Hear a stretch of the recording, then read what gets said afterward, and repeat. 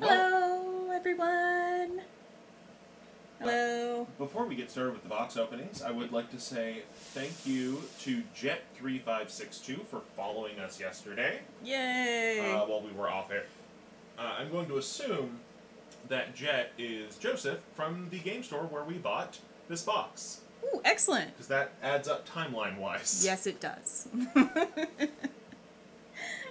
Yes, live. Live! And hello, Peter and Shannon, for joining us. Hi, guys! Yes, so this is my playmat. This is Mr. Flamingo, and I love Mr. Flamingo. He's a gentleman, obviously. And I'm going to be unboxing Kaldheim today, which is the latest Magic the Gathering set. I'm really excited about it. It's a bunch of Magic Vikings and elves and like Norse god kind of stuff, so I'm like really excited about it, what with my name being Freyr and all, so this seemed fitting. So first I'm going to start with the promos, just get them out of the way. This is for the Boxing League. I might not be allowed to use the promos that I got with the box, but I might as well show them off anyway. So first, we have Nico Eris, which is, he is a legendary planeswalker. He's X, a white and a blue, for a 3-power, planeswalker. When he enters the battlefield, create X shard tokens. Up with, their enchantments with, 2, sacrifice this enchantment, scry 1, then draw a card. His +1 ability is up to 1 target creature you control can't be blocked this turn. Whenever that creature deals damage this turn, return it to its owner's hand. His -1, or his first -1, is Nico Eris deals 2 damage to target tapped creature for each card you've drawn this turn. And his second -1 is create a shard token. So he's really cool. He just makes spears that are like from mirrors, and he's like not, and they're non-binary, right? Mm-hmm. I said he, I didn't mean they are non-binary, which I think is really cool. So I'm glad I got them, because now I get to add the first human non-binary planeswalker to my collection, which I think is really neat. And my second promo is Reflections of Littjara, which is a 4 and a blue for an enchantment. As Reflections of Littjara enters the battlefield, choose a creature type. Whenever you cast a spell of the chosen type, copy that spell. Which is really cool. And the... I'm having, like, brain fog. What's the text at the bottom called again? Reminder text or flavor text? Flavor text, thank you. Flavor text is, the masks float downstream toward the mirror lake where faces arise to wear them. Which is creepy as hell. It is creepy. That is mildly creepy, but still cool. So, Freyr got 2 promos because the store was out of buy-a-box promos. Yep. And that's, kind of a recurring thing over at Just Imagine. But that's partially because I keep buying boxes late. Pretty sure if I bought them on... The one time we bought one on pre-release, I got the box stopper. Yeah. So that works. Alright. Alright, so now... we're gonna open up the box. I think I'm opening it up wrong. It's just supposed to open up from here, right? You can open it up either way if you want to put it up as a display box. Oh. Or you could just rip open the front. I'm trying! I'm like, I can't get it to come out. Need some help? No, I got it. Hang on. Okay. Ah, there we go. I figured it out. Alright. Maybe rip the top a little bit. Okay, so we're gonna go ahead and start with... so this is the guy who I actually bought the Commander deck specifically so I could get him, because he is the closest to a Freyr equivalent that I could find in this set. That's the brother. Oh, that's the brother. I meant the... Okay, this guy's brother is, the King of the Elves is, like, the closest I could find to a Freyr equivalent in this set. There's at least 3 Freya equivalents, but there's no Freyr equivalent, which makes me mildly agitated. Because, like, you're gonna have the 3 versions of the sister, but no versions of the brother, which I find mildly annoying. But the King of the Elves kind of, like, a little bit flavor-wise, kind of feels like Freyr. Because Freyr, in Norse mythology, is a Vanir. And he was the god of prosperity, fertility, and a few other things. He's most famous for his boar, Gylimbersti, who is just a golden boar made by the dwarves who pulled his chariot. And he was also the king and ruler of Alfheim, which is where the elves live. So the fact that there's a ruler of the elves, I'm like, okay, that's kind of like him. I will accept this for now. Alright, so we're going to go ahead and open up this first pack with Kaya on the cover, who... I love Kaya. She's like one of my favorite planeswalkers. Like, mechanically and also flavor-wise, I just really like Kaya. She's really cool. Alright, so token just is a regular token. Get an ad card. Yep. I got a snow-covered forest, which is really cool. Got some snowlands. And then our rare is Calamity Bearer, which is 2 and a red for a giant berserker creature, and he's a 3/4. If a giant source you control would deal damage to a permanent or player, it deals double that damage to that permanent or player instead. So that's actually kind of cool. We're going to put him over here in red. Then we got Poisoned the Cup, which this is a cool card. I got this last night in the commander deck, which is a 1 and a black for an instant. Destroy target creature. If this spell was foretold, scry 2. And its foretell cost is 1 and a black. And foretell is a new like mechanic I'm still kind of getting the idea of, so that's going to be interesting to go So it effectively makes a second exile for you. Yeah. It's still exile. Yeah. So cards that are in exile, it still cares about them. But if they're exiled and foretold, you can cast them for the alternative cost. Yeah. Which is typically cheaper, but not always. Yeah. Oh, okay, and we have our first multicolored card, which is also our first saga, which is Forging the Tyrite Sword. 1 and a red-white. And for the first 2 turns, you get to create a treasure token, and then for the 3rd turn, you get to search your library for a card named Halvar, God of Battle, or an equipment card, reveal it, put it into your hand, then shuffle your library. Which, not bad.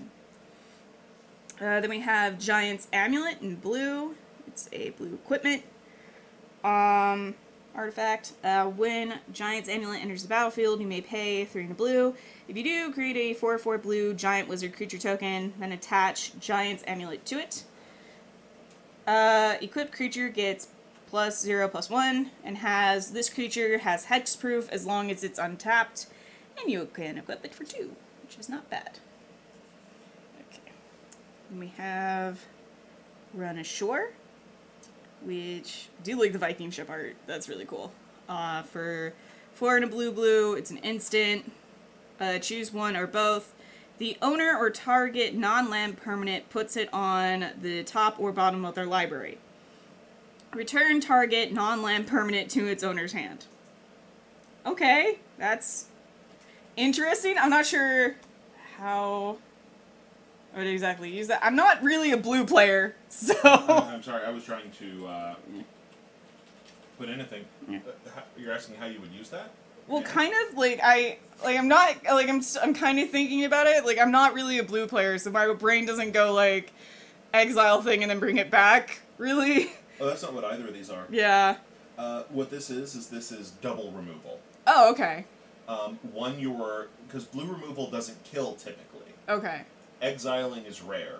But what you can do is make them pay for shit again and wait for it. Cool. So this is, I'm going to take away 2 of your toys, you get 1 next turn, and I can decide if you get the other one at the end of the game, because you've been very naughty. Got it.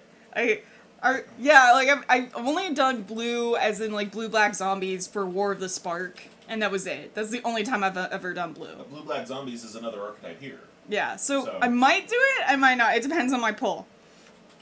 We have our first white card, which is Iron Verdict, 2 and a white for an instant. Iron Verdict deals 5 damage to target tapped creature. And you can also cast it for its foretell cost, which is 1 white, which is kind of neat. So we're going to put that over here in the commons. Depart the Realm. 1 and a blue for an instant. Return target non-land permanent to its owner's hand.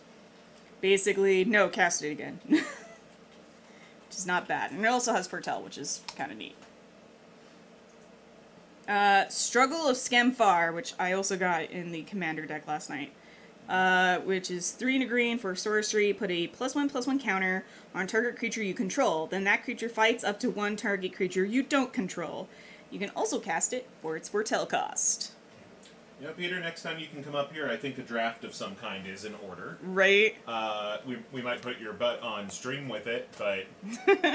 oh, we'll do 2. We'll do a cube draft off stream as well. Oh god, the art on this one is kind of nuts. I like it. Skull Raid, 3 and a black for a sorcery. Target opponent discards 2 cards. If fewer than 2 cards were discarded this way, you draw cards equal to the difference. Is that Seb's art? Who's the artist? It's Igor Kiriluk? Okay, yeah. Which, yeah, I like this artwork. It's really neat. It looks like the demon's got is like sinking his like claws into the guy's skull, which is cool. So yeah, that's pretty neat. Then we have Broken Wings for 2 and a green. It's an instant. Destroy target artifact, enchantment, or creature with flying. Yeah. Ooh, that is not quite as good as Return to Nature, but I'll take it. You're right. It's not bad. Village Rites, which is a black, and again, I like Igor Kiriluk's art. It's really cool. I like the artwork. It's kind of reminding me of The Ritual on Netflix. Mm-hmm. Instant. As an additional cost to cast a spell, sacrifice a creature, draw 2 cards. Not bad. Because the old Village Rites art is very, like, we are the Cabal because it's Innistrad. Yeah. But here it's The Ritual because it's Kaldheim. I dig that. Right? I love the aesthetic of all of this as someone who's got Scandinavian heritage. It's really nice. I like a lot of it. Then we have Funeral Longboat, which is an artifact vehicle. You can cast it for 2, and it costs 1 to crew. It has vigilance, and it's a 3/3. Not bad. It's our first vehicle. Go ahead and put that over here. Then we have Revitalize, 1 and a white, instant. You gain 3 life and draw a card, which I will always like life gain, so that's kind of fun.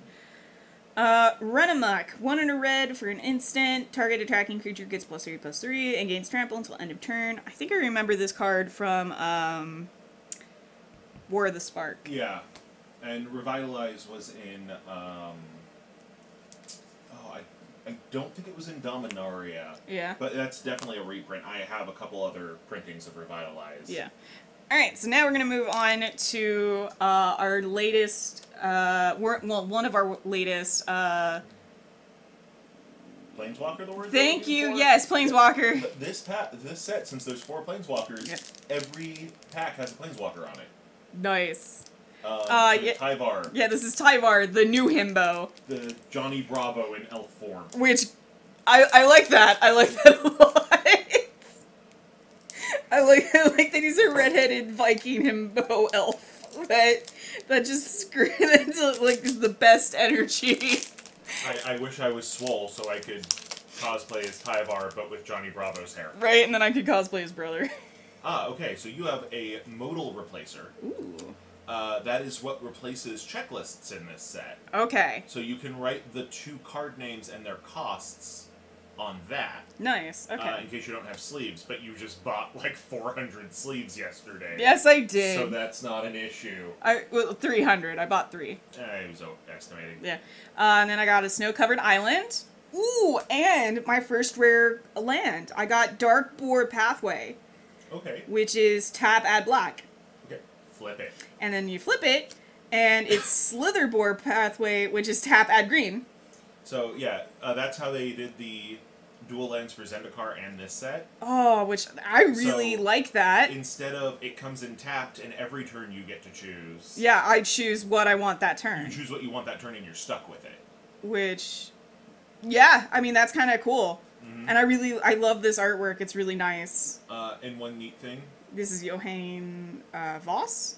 If I can get into like something way nitty gritty here, Yeah. If you look at the back of a booster box, every set that has dual-sided cards is made in Japan because that's the only printer they have that can do dual sides.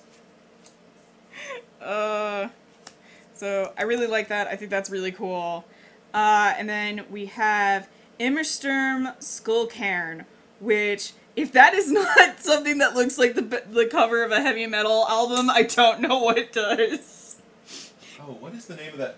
It's another land. I'm getting so many lands in this pack. There's one, what do you call it? Heavy metal band. Yeah. I can't think of their name. That I love seeing it when they're in a heavy metal concert because everyone else has the horrible vein squiggly names that you can't read. Yeah. And theirs is like in a balloon font in bright colors. Like it looks like the Party City logo. That's hilarious. Okay, so this is Emmersturm Skullcairn. It's another land. Emmersturm Skullcairn enters the battlefield tap. You can tap it in that black. For 1 and a black-red-red, you can sacrifice Emmersturm Skullcairn. It's Party Cannon, and it's the Toys R Us font. So you get shit like... I'm gonna pull it into the chat here, or the screen, so everyone can see it. Because I love it. I love it so much. Okay, and, okay, so for 1, a black and a red-red, you can sacrifice Emmersturm Skullcairn. It deals 3 damage to target player. That player discards a card. Activate this ability only any time you could cast a sorcery, which, that's actually really cool. I actually kind of like that. Like, as far as, like, neat lands go, that one's pretty cool. And then we have Runed Crown, which is a artifact equipment for 3. When Runed Crown enters the battlefield, you may search your library, hand, and or graveyard for a rune card, and put it onto the battlefield attached to Runed Crown. If you search your library this way, shuffle it. Equipped creature gets +1/+1, and you can equip it for 2, which is actually not bad. I think that's actually kind of cool. I like it, and I like the artwork. Like, the artwork in this set is, like, really nice. I have no complaints. Everything looks really cool. It's either metal as hell, or just kind of very flowery with, like, lots of knotwork, and I'm like, yes, I enjoy that. And then we have our second saga, which is Fall of the Imposter for 1 and a green-white. For the first 2 turns, you can put a +1/+1 counter on up to 1 target creature. For the 3rd turn, you exile a creature with the greatest power among creatures target opponent controls. Which, okay, that's not bad.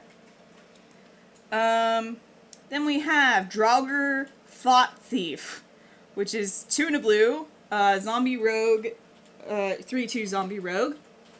When Draugr Thought Thief enters the battlefield, look at the top card of your target player's library. You may put that card into your graveyard. So it's basically like, I'm gonna steal that and put it in my graveyard. It's mine now. You made this? I made this. I'm sorry, you thought that was yours? No, it's mine. Then we have our first elf, which, yes. Sculptor of Winter for 1 and a green. It's a 2/2 elf rogue, and you tap it to untap target snowland, which, okay. That's not bad. I'll take that. I will take any of the elves if I'm honest. There's the, I'm using the card previewer to show off the Bay Area Death Fest 2. Oh, Lord. With every possible, I can't read this, except for Origin, who used a decent font face. And then Party Cannon! In their Rainbow Toys R Us font. You're supposed to be monitoring the chat. What are they saying? Nobody had said anything for like 5 minutes. Calm down. Okay. Then we have Bergstrider, for 4 and a 4/4 for 4 and a blue, snow creature giant wizard. When Bergstrider enters the battlefield, tap target artifact or creature an opponent controls. If snow was spent to cast this spell, that permanent doesn't untap during its controller's next untap step. Okay, so the auto card reader is currently broken. Yep. So I have to manually put in cards. I think we have MTG bot. So if you hear a card name and I don't pop it in, feel free to type in, I want to say it's !card, and then the name of the card. I'm going to test real quick with Llanowar Elves. Yep, there it is, and that'll give you the text. But if there's one that, like, I think, oh, this one's really neat, or Freyr says it's really neat, I'll pop it into the reader here so you can all see it. And yes, Chris, I see that you were talking. Understand that there is a slight delay between things happening. Meaning, of course, that I would have seen you talk first before I said that. But shush. So I like Bergstrider. That's actually kind of cool for a common. Yes, let me pull in a Bergstrider. Oh, and then we have Mammoth Growth with an actual mammoth on it this time. Mammoth Growth, I believe, typically has a mammoth on it. Yeah. It's Titanic Growth that doesn't always have a Titan. Or Gigantic Growth. Is Giant Growth a mammoth this time? No, I don't know. I have Mammoth Growth. Okay, so yeah, then that's what they used in its place this time around. So we have Mammoth Growth, which is 2 and a green. Target creature gets +4/+4 until end of turn, and it has Foretell this time around, which is nice. And I'm kind of laughing because it's literally just a mammoth about to step down on a mead hall, which I just find hilarious for some reason. Don't invite me to the party, will you? Right? I'm like, well, okay then. I suppose it's elephant time. And then we have Raven Wings, which is artifact equipment for 2.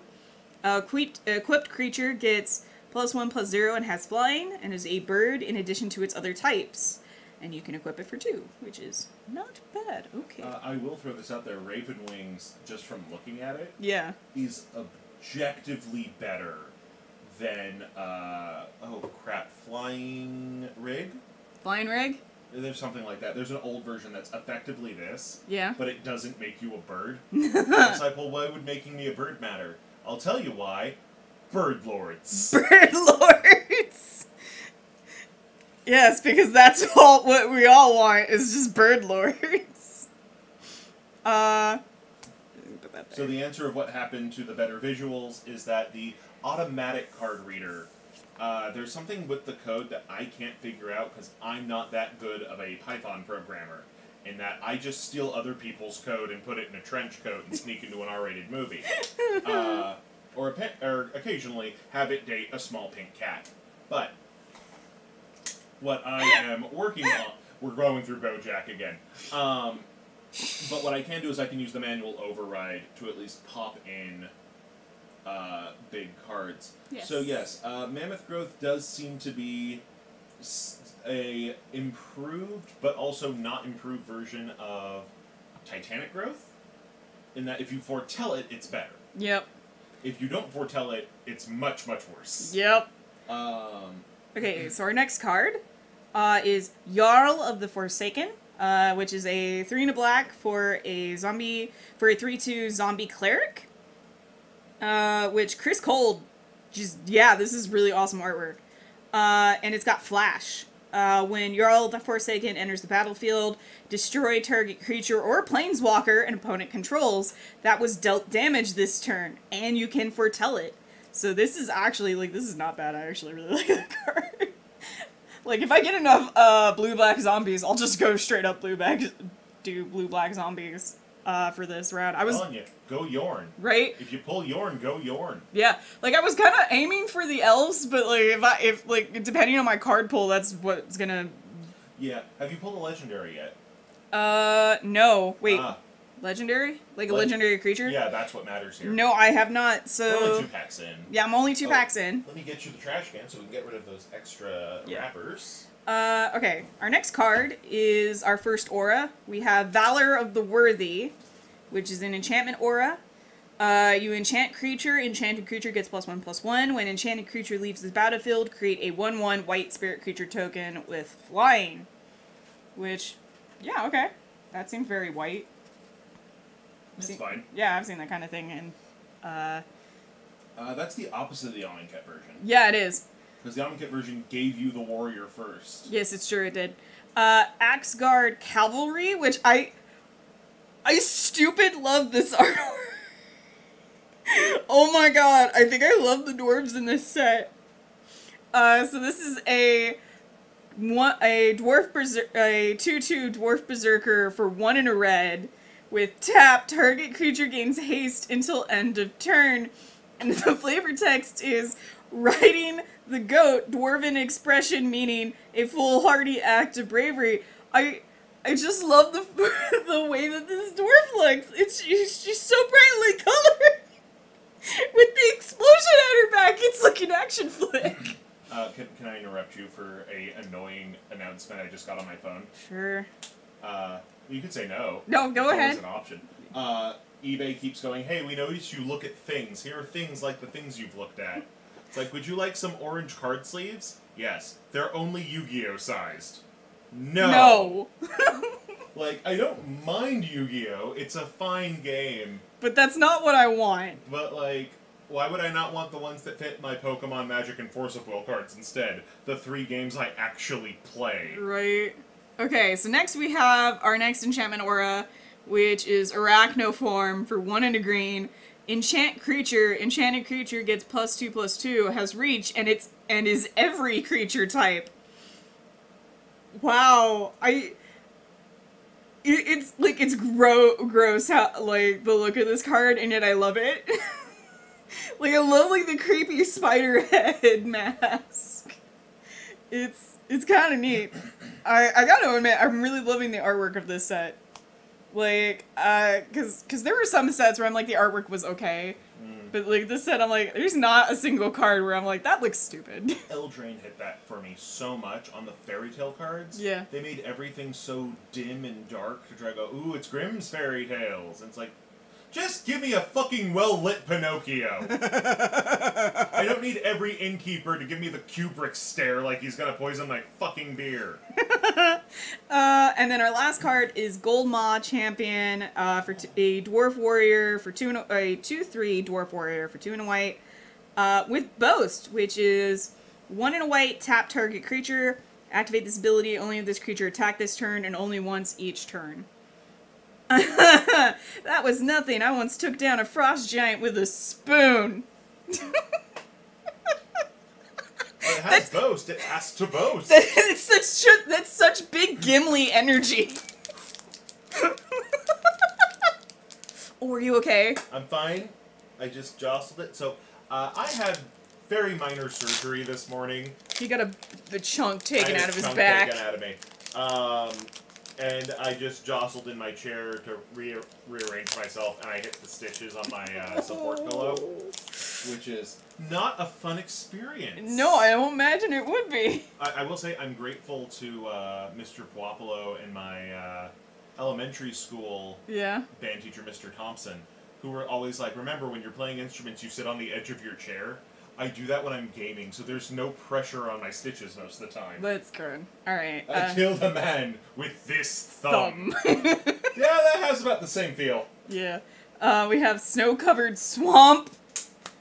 And then our rare is Ascendant Spirit, which is a 1/1 for a blue spirit creature with, for 2 snow, Ascendant Spirit becomes a spirit warrior with base power and toughness 2/3. You got the new hero. This is the new hero. I'll explain when you're done. Okay, for 3 snow, if Ascendant Spirit is a warrior, put a flying counter on it, and it becomes a Spirit Warrior Angel with base power and toughness 4/4. For 4 snow, if Ascendant Spirit is an angel, put 2 +1/+1 counters on it, and it gains whenever this creature deals combat damage to a player. Draw a card! I love this thing. This is my new favorite thing. Okay, so I'm calling it the new hero because I can't remember the name of the old one. Okay. There's one from Lorwyn block. It's a red-white Kithkin. Yeah. And it's a hybrid card, and it has effectively that of pay this amount, it gets this creature type, and some stuff. Pay this amount, it gets like this bonus and more stuff. Yeah. And then the last one is like, you have an 8/8 with vigilance and flying. Figure of Destiny, here it was. Okay. So it starts as a 1/1 for 1. Pay 1, it becomes a 2/2 spirit, because you killed it, and he's back with a vengeance. Pay 3, and these are all red-white hybrids. Yeah. It becomes a 4/4 spirit warrior, and then if you pay an additional 6, if it's already a warrior, it becomes an 8/8 spirit warrior avatar with flying and first strike. Cool. Right? And so everyone's going, oh, this is like Figure of Destiny, but colder. so much colder. It's just so snow. It's all snow. It's all snow. It's people all wet sand. That's not what snow is. But it's more like cold shards of glass. I will never not call snow wet sand. But a lot of people are like mad at Ascendant Spirit. Why? Because all of the other ones have had white as their activator. And this one doesn't. This one is snow, which means it's blue plus any color. And they go, great, another great tool stolen from white. And there's half of the time I read these things, I go, yeah, that's not fair, because that's my favorite color to play besides green. Yeah. And then another part of me just thinks of the South Park bit of, nobody ever thinks about the whites. Alright, so next we have Divine Gambit, which is a white-white sorcery. Exile target artifact, creature, or enchantment an opponent controls. That player may put a permanent card from their hand onto the battlefield. Okay, it's kind of like white removal, but they get to add something, which I don't like. Okay, I've had to learn... Okay, Divine Gambit sucks, I'm not denying. Right, it's not great. Because it's a worse version of Path to Exile. Yeah. Path to Exile, they got a basic land. And that was it. Yeah. I'm guessing from your look there, you have a legendary, finally. I do. I don't like it. I'll get to it in a second. So we have... but before we get that, I have Scamfar Elder Hall, which is a land. It enters the battlefield tapped. You tap it and add green for 2, and a black-green. You can sacrifice Scamfar Elder Hall up to 1 target creature you don't control. Gets -2/-2 until end of turn. Create 2 1/1 green Elf Warrior creature tokens. Activate this ability only anytime you could cast a sorcery, which, not bad. I like that. That's cool. What I'm not quite appreciating is that my first legendary is a bird spirit. Vega the Watcher, which I'm assuming is like, they're doing this instead of the ravens. No, we have the ravens too. So then why is there an owl here? That's the Norns. Okay. They made, the Norns was 3 birds, and now is 1. Okay. Using the other definition of birds. Okay, so my first legendary creature is Vega the Watcher. It's a bird. It's a 2/2 bird spirit for 1 and a white-blue. My least favorite color combination. With flying, whenever you cast a spell from anywhere other than your hand, draw a card. Okay, so hear me out. Yeah, it's not bad. I'm just like, it's not what I wanted. That's the Foretell commander. Yeah. Well, the uncommon one. Yeah. But you can use that to not play control, which is where white-blue is normally in our minds. Yeah. Flyer aggro. I could do flyer aggro, okay. And in flyer aggro, you put your ghosty friend. This is true, yeah. Okay. And I did just get an angel warrior, so, you know. It's flyer aggro. Right? So I got Stalwart Valkyrie for 3 and a white, which is a 3/2 for 3 and a white. You may pay 1 and a white and exile a creature card from your graveyard rather than pay this spell's mana cost. Okay. And it's got flying, which, you know, that seems about right for an angel. Somebody died, you can just go, screw it, 3/2 with flying, let's go. Now we have Litajara Kinseekers, which is a 2/4 shapeshifter for 3 and a blue. It's a changeling. So this card is every creature type. When Litajara Kinseekers enters the battlefield, if you control 3 or more creatures that share a creature type, put a +1/+1 counter on Litajara Kinseekers, then scry 1. I like this. It's weird that they're almost like Cthulhu looking. So, like, here's what we've had for changelings so far. Yeah. We had the weird lime jelly dudes from Lorwyn. Yeah. We had the weird grape jelly dudes from Unknown Plane of Modern Horizons. Yeah. And now we have, like, the king in yellow, but Norse now, and blue. Yeah, that's exactly what this feels like. And it feels like they took it from the ritual, which I'm like, I'm not even mad about it, because the ritual was so good. They're just like... This is supposed to be kind of like the more traditional, where the Fae were going to replace your children. Yeah. Kind of, fairies. Yeah, which I can appreciate as someone who legitimately grew up afraid of fairies. Right. Now, the nice part with the shapeshifters, the changelings, is they're in blue and green, which are 2 of the colors that you were looking at. Yes. So if you end up in Jorn and you have to do zombie elves, use them to mesh it. Yeah. One downside. One of the creature types is coward. Ah, yeah. And Zendikar has at least 1 card that I know is in Adam's deck that has the occasional warrior ability of cowards can't block warriors. Well, crap. I still think it's neat. It is kind of weird. It is giving me ritual energy. I don't know why so many horror fans don't like the ritual. Because they don't want weird deer man with grabby hands. Like, they want tiny puppet who tell you to murder friend. Like, and the thing that, like, gets me about it is, like, they're like, oh, it was such a bad creature design, and they showed it so much. I'm like, it kept changing! Every other 5 seconds, it was doing some new freaky thing! To be fair, that problem, yeah, when lobbied in another movie, was a very apt concern. True. That other movie being the Matthew Broderick Godzilla. Or alternatively, there's this one that I think is like Don't Be Afraid of the Dark or something, and it's about fairies, and they showed them every other 5 seconds. Right. And it just got annoying, because it's like, they're not scary looking, they just look like ugly rats. Right. Oh god, what was the one I watched? The one where there was the Nazi tests on the babies, there's a Dybbuk, and like, the gal I was dating at the time, I'm not going to throw names around, was like all scared at like the possessed old man crawling up the stairs, and I'm going, and she's going, why aren't you scared? You hate horror movies. And I go, you know what? I think I was more afraid of going to horror movies than I was watching one, because I'm watching this and I know what the problem is. What's the problem? Nobody's hitting its fortitude defense. I know that monster. It's on page 84 of Monster Manual 4. If they just hit it with a heal spell, or it has like 84 hit points max. Just get a fireman's axe and go to town. Like the thing that, like, so yeah, but like I like the ritual because they never show the monster in full, and every time they do, it's changing. Right, and that's terrifying to me. Oh, it scared the crap out of me. That's where like Lovecraft Country is getting scary for me with the vampire Shoggoths. Right, like every time they showed it, it was different. It was like so creepy. Okay. Like, the deep dream AI frog. Oh god, right? Oh, I hate it. It's the worst. Okay, moving on. So now we have our first red instant, Demon Bolt for 2 and a red.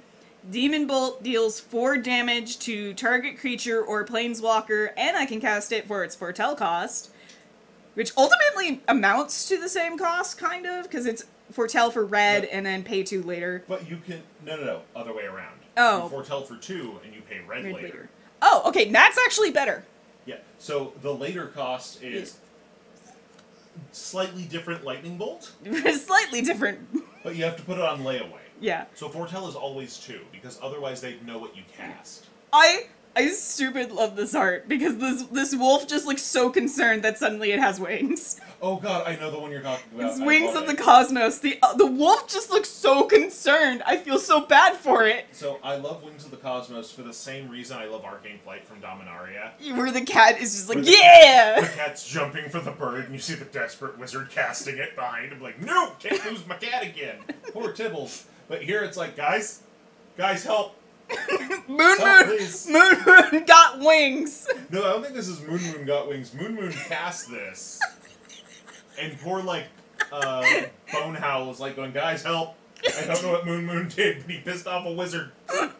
It's a white instant for 1 white. Target creature gets +1/+3 and gains flying until end of turn. Untap it. It's not bad. It's just like the art killed me.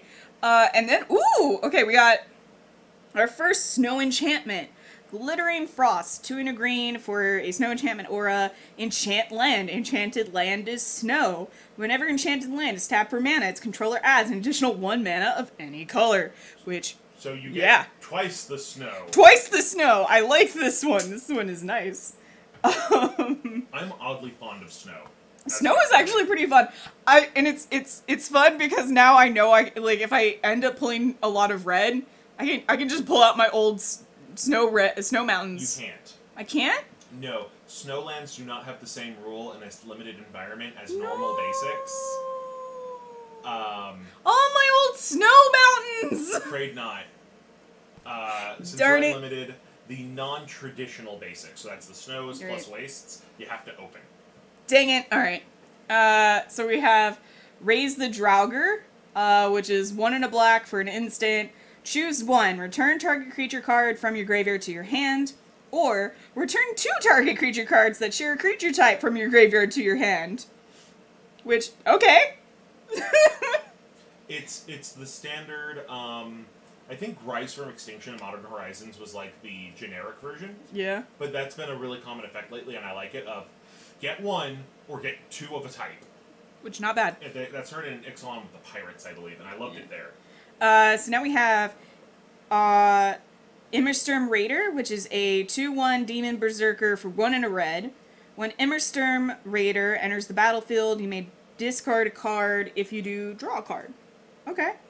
Yeah, he lets you rummage. Yeah. Then we have Story Seeker, which is a 2/2 Dwarf Cleric for 1 and a white. It has lifelink. It's okay. He's Mesa Unicorn. He's the fucking vampire paladin. Yeah. That's been a common, the life bear. And I like life bears. I think they're Ooh, fine. yes, second elf. Okay, we have Dusk Wielder, which is a 1/2 elf berserker for black. Boast for 1, target opponent loses 1 life, and you gain 1 life. Freaking So yeah, as long as he attacked, you can pay that. Yep. You can pay that before blockers are declared. Oh no, I love these trolls. Hagi Mob, which is a 5/4 troll berserker for 4 and a red, with the flavor text. You can boast for 1 and a red. Hagi Mob deals 1 damage to any target. It's just the flavor text, which is just hilarious. Oh, you only have the 1 chump blocker? Now you don't. Right? Screw your sapperling. I'm coming through. Alright, and now we have one of our other planeswalkers from the set, Tybalt. Who... Tybalt's an asshole. Yeah, he's an asshole. Like, okay, I do say that 90% of the problems in Magic are caused by Urza, Yawgmoth, or Bolas. Yeah. But now we have Tybalt. But, well, no, Tybalt yeah. barely causes any major problems. This is the first time he's been causing major problems. And now it's like, great, you have now joined the 1%, Tybalt. It's you and Oko and that one-time Ugin. So in Ugin's case, it was more of, don't worry, guys, everything's gonna go fine. Everything did not go fine. And then we have our treasure, which is... Yay. It's pretty. I like it. It's pretty. Nice little cup. Yep, and then we got a Snowland, which is Ice Tunnel, which is an island swamp. So I can tap it for blue or black, and it enters the battlefield tap. So not bad. And then I got my elf! I got Harald, King of Skemfar, which is my Freyr equivalent. So yeah. One thing you might want to do, I don't know if you're already doing it, is make a separate pile for your legendaries. Got it, okay. Just because that way we can look at all your commander options. Yeah. So Harald, King of Skemfar, is a 3/2 elf warrior for... Ooh, and he's foiled, which is nice. That thing's gonna Pringle so bad. For 1 and a black-green, he's got Menace.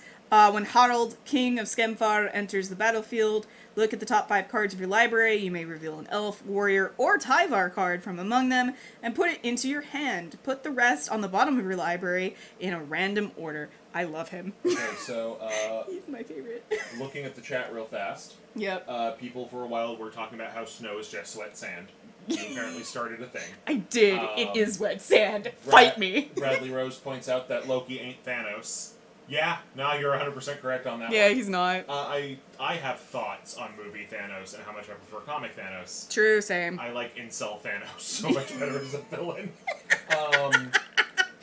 Peter is saying that his boxes are on the way and he's going to make a really crappy Viking commander deck. Yeah. And that is your God-given right. That is in the 9th Amendment. Yes. It is an unenumerated right.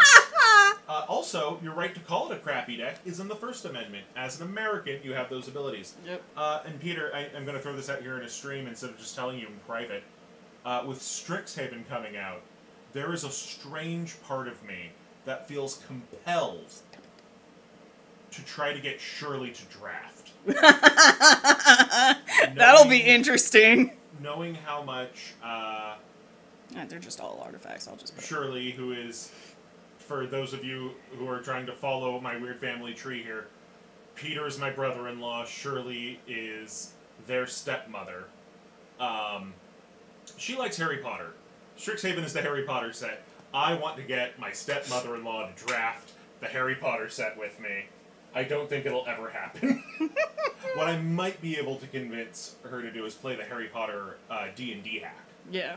That one I think is much more likely. Ooh, and I got my first rare saga. Okay. The Blood Sky Massacre, which is an enchantment saga for 1 and a black-red. First turn, create a 2/3 Demon Berserker creature token with Menace. Second turn, whenever a Berserker attacks this turn, you draw a card, and you lose 1 life. And then 3, on the third turn, add red for each Berserker you control. Until end of turn, you don't lose this mana as steps and phases end. Also, because I forgot to put up just Harald. kind of There's Harald, who, if we don't pull Yorn, I am almost guarantee you that's going to be the commander. Yeah. That's nice. I like that. Okay, and then we have Rune of Speed, which is our first uncommon red. It's an Aura rune for 1 and a red. Enchant permanent. When Rune of Speed enters the battlefield, draw a card. As long as enchanted permanent is a creature, it gets +1/+0 and has haste. As long as enchanted permanent is an equipment, it has equipped creature, gets +1/+0 and has haste. It's not bad. Yeah, I like the runes. I like that you Yeah. can enchant the equipments to make them stick around better. Yeah. And then we have... Ooh, more elves. Yes. We have Skemfar Shadow Sage, which is a 2/5 elf cleric for 3 and a black. When Skemfar Shadow Sage enters the battlefield, choose 1. Each opponent loses X life, where X is the greatest number of creatures you control that have a creature type in common. You gain X life, where X is the greatest number of creatures you control that have a creature type in common. Yes. Oh, I love black. Sometimes black just makes me so happy. Ooh, and I got another saga. The 3 Seasons. It's a saga for green and a blue. First turn, mill 3 cards. Second turn, return up to 2 targets, no permanent cards from your graveyard to your hand. Third turn, choose 3 cards in each graveyard. Their owners shuffle those cards into their libraries. Okay, so I know this isn't the point, but I hear the 3 seasons, and my 2 thoughts are, 1, yes, because summer doesn't exist in Scandinavia. It's true, it doesn't. You get cold getting warmer, warm getting colder, frozen. Yep. And the other thought was, the 3 seasons isn't quite as nice as the 4 seasons, but so much more affordable on a trip. Well, because, like, the 3 seasons in Scandinavia are more or less darkness all the time, darkness some of the time, and then darkness none of the time. So this is when you just pull Cousin Oscar. Cousin Oscar? Have I never shown you? I watch it every time Daylight Savings Time's hit. It's me, your cousin Oscar, from Sweden. Oh, yeah. And he's just like yelling about Daylight Savings Time and how much he hates the Americans for having it. I hate it too. I'm with him on that. No, for how much he hates that we want to get rid of it. No. Save your daylight. It's important. Yeah. Now I will go into frozen ocean. And then it cuts to him swearing because he did it for a joke for getting its -3 outside. Okay, so then we have Breakneck Berserker, who's a Dwarf Berserker for 3 and a 2. A 3/2 Dwarf Berserker, 4/2 and a red. Come on, brain, get with the program. And he has haste. The flavor text is, go for the knees! The last giant who tried to get past us got rolled back down the mountain in a dozen pieces. I'm sorry. You cast him for 3 and a 2, so 5. 5 mana. My whole dumbass brain today. You know what? A 3/2 Jerry with is messing haste with me. for 2 and a red is not bad. That makes him Yeah. strictly better than Vampire Noble. The stupid vanilla I keep shoving into every cube. It's true, you do. It's fun, though. I want there to be a shitty card. I want somebody to have that horrible feeling. Oh, I love this. Okay, Okay. so this is Bind the Monster, which is an enchantment aura for blue. The artwork, though, and I know this is like supposed to be like their version of the Fenrir rules. Yes. Sorrow. Yeah, Sarulf. And they're binding him in chains, which is strictly from the Eddas. Yeah. Where they had to go through all of these freaking different ways to try and get this elf or this wolf that, wow, brain, this wolf. Elves, wolves, same difference. This wolf that Loki had birthed under control. And the only way they could do it was like with specially made chains, and then even then it didn't quite work right. And you'll notice that this is a claustrophobia that doesn't quite work right. Yeah, because it's Enchant Creature. When bind the monster enters the battlefield, tap the enchanted creature. It deals damage to you equal to its powers. Enchanted creature doesn't untap during its controller's untap step. So for my thoughts on Coma, it sure is a big snake. It's, sorry, somebody, Peter asked in chat, what are our thoughts on Coma? Yeah. Who we have not opened yet, but could be your commander. You could have Jormungandr as your commander. Jormungandr! I love this. I love that I now have more spiders. I need more spiders. I'm slowly building a spider commander deck. That's true, you are. I need more. Notvold Recluse, which is a 4/2 spider for 2 and a green. It has reach because it's a spider. I like the flavor text. Fed up with webs impending travelers in other realms, Kolvori banished the giant spiders to Notvold, where their webs snare only the occasional rampaging troll. Those poor trolls. Oh, this is a weird design for me on a spider. Right? I'm so used to spiders having big butts, and they cannot lie.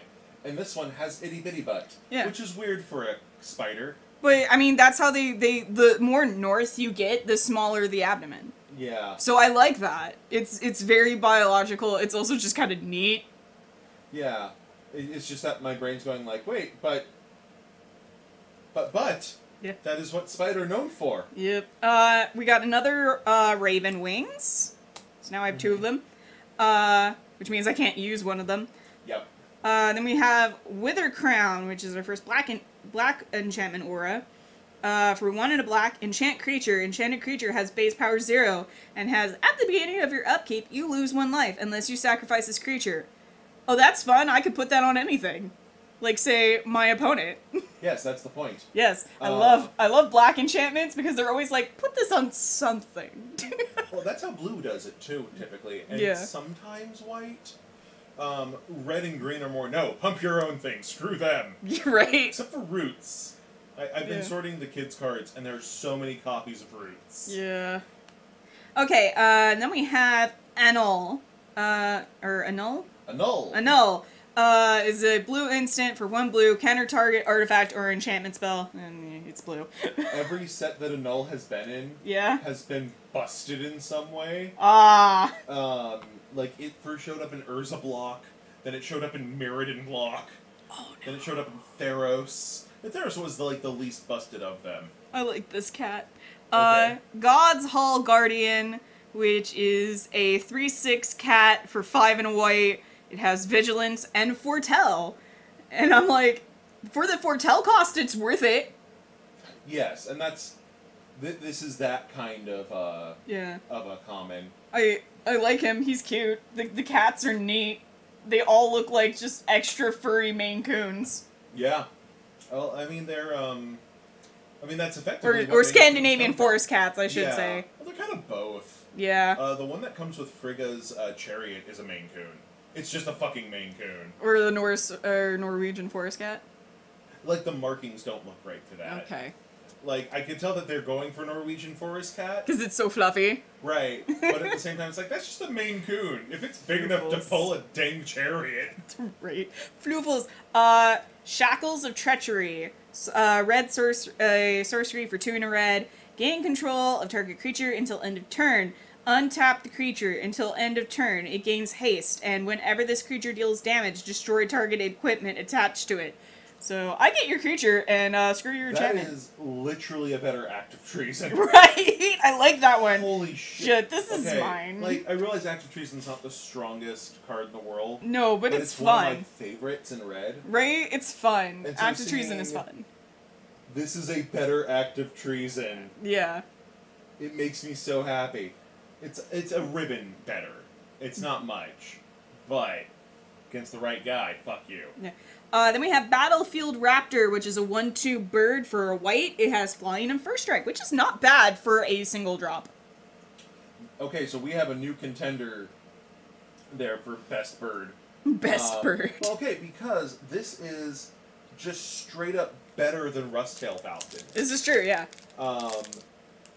Because the other one's just a 1/2 with flying, and then the equivalent to that was the 1/1 lifelink flying. And now we have a 1/2 flying first strike. And it's like, well, now we have a new metric by which to measure the burb. And now I want a healer's hawk who's better. Yeah. I want healer's eagle. Yeah. Alright, so we have more treasure.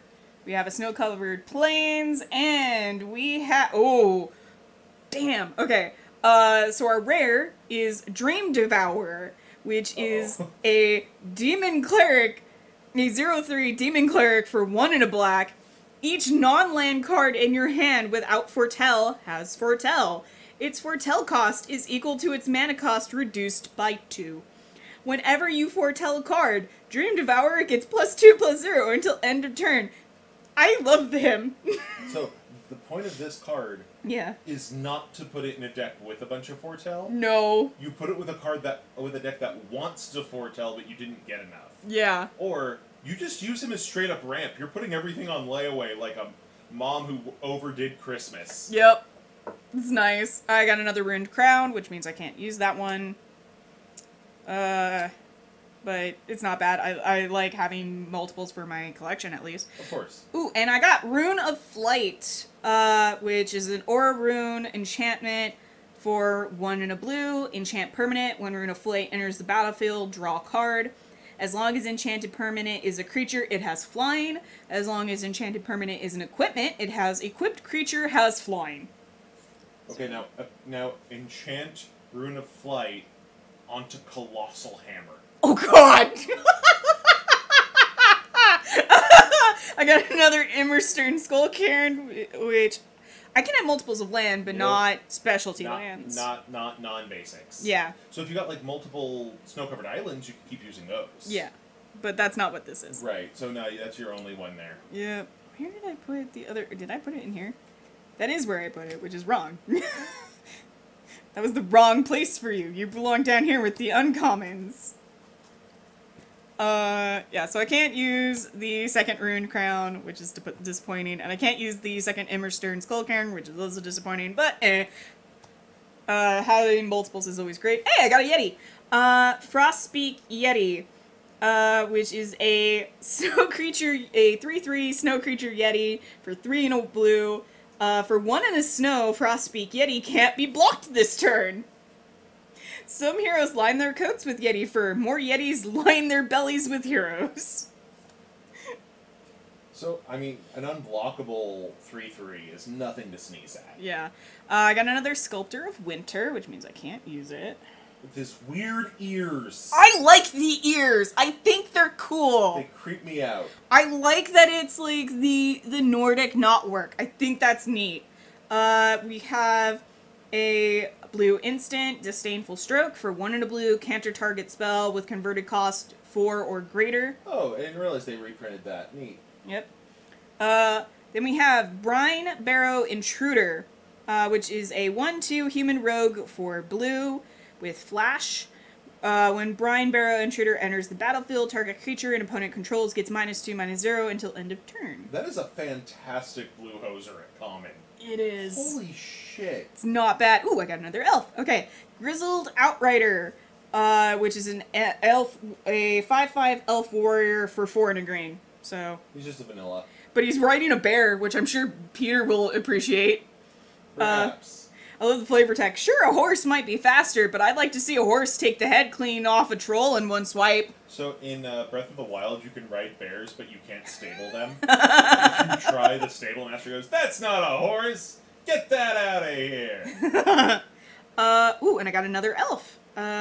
Death Knell Berserker, which is an a 2/2 elf berserker for 1 and a black. When Death Knell Berserker dies, if its power was 3 or greater, create a 2/2 black zombie berserker creature token. So not bad. So yeah, if you manage to pump him before he dies, it's a bear with upside. Yeah. And another Raven Wings. Then we have Bezkir's Shieldmate, which is a 2/1 human warrior for 1 and a white. When Bezkir's Shieldmate dies, create a 1/1 white human warrior creature token. Okay. So, alright, yeah, another replaceable. And another Annul. See you later, Brad. Thank you for stopping in while you could. Bye, Brad! And that's the doorbell. Oh, I got a package. Okay, I have a package too. Oh, okay. So, you keep going. Okay. I will if you keep guys going. need cards, please ping them with the bot. Yes, which is exclamation point card and then the card's name. Then we have Seize the Spoils, which is a sorcery for 2 and a red. As an additional cost to cast the spell, discard a card, draw 2 cards, and create a treasure token. Okay. Grab what you want and burn the rest, leave nothing behind. Sounds very Viking-esque. I can appreciate that. Next pack, here we go. More packs, more packs, more elves, more elves! I'd like to go elves. I'm beginning to think I might not be able to so far, but I mean, I'm only on, like, I think this is my 8th pack. I've lost count. Okay, there's our token. We got a snow-covered mountain. Oh! We got I got a mythic rare. Ooh, nice. With alternative artwork. Ooh. It's borderless. I love this. Okay. Starnheim Unleashed. It's a sorcery for 2 and a white. Create a 4/4 white angel warrior creature token with flying and vigilance. If this spell was foretold, create X of these tokens instead. You can foretell it for XX white. I'm looking for the alt arts. Hold up. Yeah. Holy crap. That is beautiful. Oh, there it is. You have a full art. Yeah, I got a full art. Oh, yes. That's very nice. It's beautiful. I love it. Like, just damn. Let's make that a little bigger for everybody even. Ooh, boy. Right. And I also got another Rune of Flight. And then I also got Great Hall of Starnheim, which is a land. Great Hall of Starnheim enters the battlefield tapped. Tap add black. For white and a black, sacrifice Great Hall of Starnheim, create a creature you control. Create a 4/4 white angel warrior creature token with flying and vigilance. Activate this ability only anytime you can cast a sorcery. It's nice that I got this and Starnheim Unleashed in the same pack. Well, yes. Let me grab that so everyone can see it. It seems like planned. I got a tree. Why can I not find this?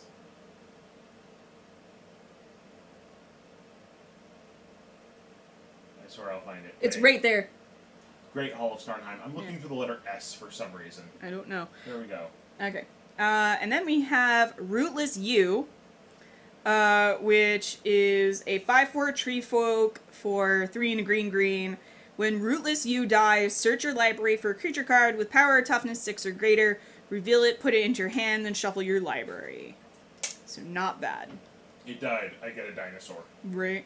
And then I got Starnheim there's a lot of Starnheim in this pack.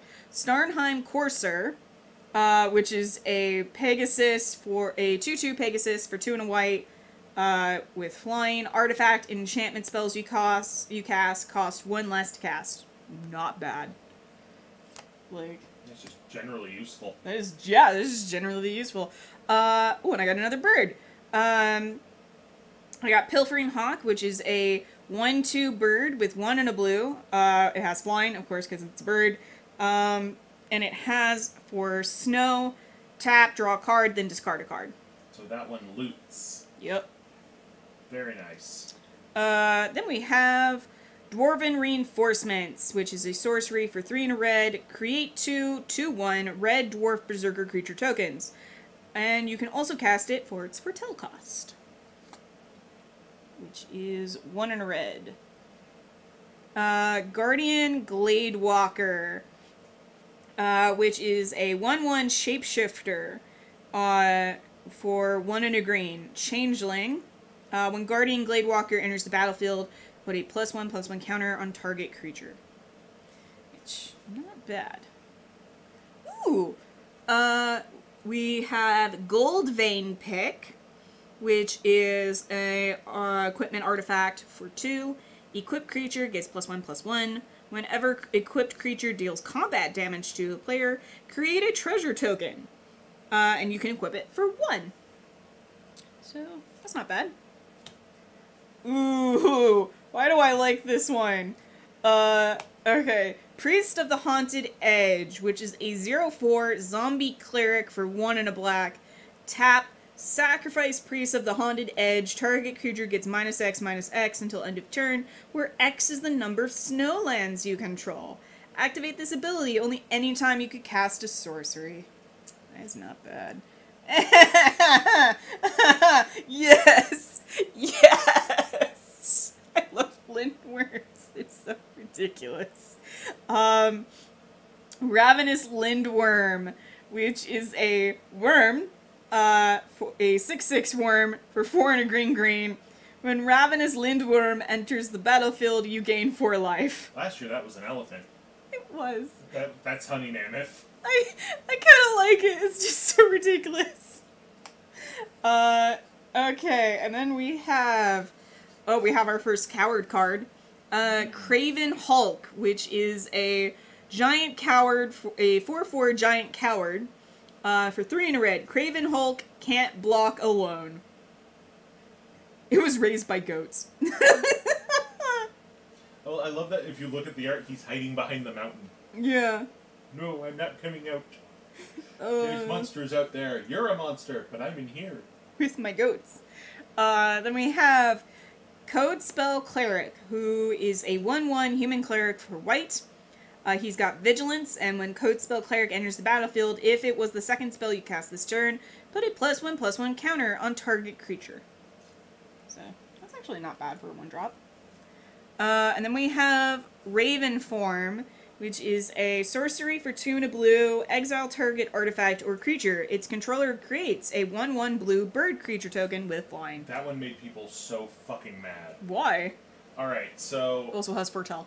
So exiling a creature to make a token is Pongify, which people are fine with. Yeah. But this one can do an artifact, and it's like, no, this is clearly blue encroaching on white's piece of the color pie. This is why I want white to encroach on blue's piece of the color pie. Yeah. Give white counterspells, you cowards. But nobody wants to play against counterspells. And we will make them regret that decision. Ooh. Our token is Replicated Ring. Which... I kinda hope your rare is Replicating Ring. Right? And then we've got Ice Tunnel again. And then we have another shiny. We have Fearless Liberator. Is a 2/1 Dwarf Berserker for 1 and a red with Boast, 2 and a red. Create a 2/1 Red Dwarf Berserker creature token. Not bad for red. And then we have King Narfi's Betrayal, which is a saga for 1 and a blue-black.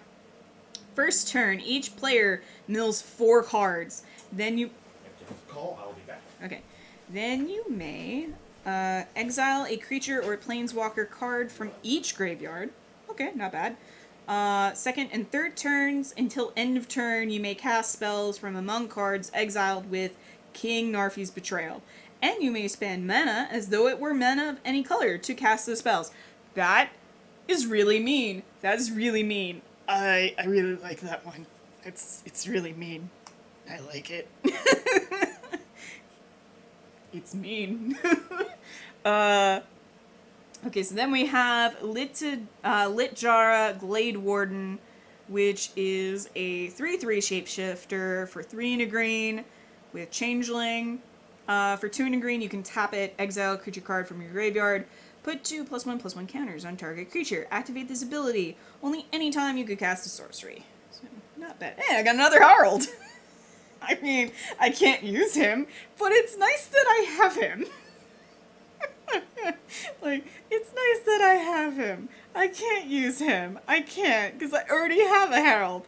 But it's nice that I got another one. That's funny. I just wanted one, and now I'm getting more. It's like the universe is like, yes, this one gets all of them. Okay, then we have Usher of the Fallen, which is a 2/1 Spirit Warrior for 1 white. Or I'm sorry, for white. And then it has Boast. For 1 and a white, create a 1/1 white Human Warrior creature token. Okay, that's not bad. That's actually really nice. Another Iron Verdict, which is a double, so I can't use it, but it's nice to have. Mists of Littjara, which is an enchantment aura for 1 and a blue with flash. Enchant creature or vehicle. Enchanted creature gets -3/-0. Okay, so, you know, F you. Okay, so then we have Struggle for Skemfar for 3 and a green, sorcery for 3 and a green. Put a +1/+1 counter on target creature you control. Then that creature fights up to... Oh wait, I already have this one. That's right, this is another double. Alright, so I'm getting into doubles now. Draugr Recruiter. Zombie, a 3/3 zombie cleric for 3 and a black with boast. For 3 and a black, return target creature card from your graveyard to your hand. It's okay, it's not great. It's alright. And I got another Notvold Recluse. More spiders. And I got another Village Rites. Oh, I'm gonna start taking out the doubles. And another God's Hall Guardian. Okay. Ooh, Smashing Success. Okay, this one's new. It's a instant for 3 and a red. Destroy target artifact or land. If an artifact is destroyed this way, create a treasure token. Okay. And another Funeral Longboat. Yeah, I'm gonna start putting my doubles in a separate pile off screen because I can't use them, but it's nice to have them. Because this is for a Commander Boxing League, which means I can only use one of a card. So I'm just gonna start putting the doubles away. In fact, I'm actually gonna do that before I open up a new pack because I don't want to. Yeah. Move on until Robert is back. Well, I mean, I can move on without him, but it would be nice to have him read the chat for me because it is too far away for me to see. So, I think I don't have any red repeats yet. I do have a second Rune of Flight, so we're going to put that one away. I have 2 Rune Crowns, so we're going to put one of those away. We're going to put our second Harald over there. We're going to put our second Emmersturm Skullcairn. Second Notvold Recluse. We'll go for Skemfar. Sculptor of Winter. Okay. Second Cat. Second Iron Verdict, and I think that is all the doubles we have had so far. Yep. Okay. All the doubles are gone. Okay, so now we're going to start again. Here we go. Open up next pack. Get rid. Ooh, I feel like the background of that one. We got our first snow-covered forest, which is nice. And our rare is Dragonkin Berserker, which is a 2/2 human berserker for 1 and a red with first strike. Boast abilities you activate cost 1 less to activate for each dragon you control. And its boast ability is 4 and a red, create a 5/5 red dragon creature token with flying. Which, ooh, that's actually kind of nice. I like that. Ooh, and my first Kaya card. We have Kaya's Onslaught, which is a instant for 2 and a white. Target creature gets +1/+1 and gains double strike until end of turn. And it also has Foretell. And its Foretell cost is white. And I have a second Vega the Watcher. So we're going to go ahead and put that one in the doubles. We also have, oh, this one, Peter will like this one. It's Spirit of Aldergard. It's a 0/4 Bear Spirit for 3 and a green. When Spirit of the Aldergard enters the battlefield, search your library for a Snowland card, reveal it, put it into your hand, then shuffle your library. Spirit of the Aldergard gets +1/+0 for each other snow permanent you control. So, not bad. Oh, second bind the monster. First, Strategic Planning. Which is a sorcery for 1 and a blue. Look at the top 3 cards of your library, put one of them into your hand and the rest into your graveyard. Not bad. Then we have Way Down, which, ooh, the art on this one is kind of neat. It's a sorcery for a black. As an additional cost, cast this spell, exile a creature card from your graveyard. Target creature gets -3/-3 until end of turn, which not bad. Then we have a double of Draugr Recruiter, double of Broken Wings, double of Skull Raid, double Knotvold Recluse, double Smashing Success. So those all go in the pile over there. Then we have Axeguard Braggart, which is a 3/3 Dwarf Warrior for 3 and a white. With Boast, for 1 and a white, untap Axeguard Braggart, put a +1/+1 counter on it. So, not bad. I love how all of the dwarf cards are just bragging. Just the entire, like, flavor text is just them bragging about something. It's nice. I like it as a fan of the Lord of the Rings movies. I enjoy that. It's kind of funny. Then we have our first Karfell Harbinger, which is a 1/3 zombie wizard for 1 and a blue with tap, add blue, spend this mana only to foretell a card from your hand or cast an instant or sorcery spell. Which, okay, that's interesting. I could use that.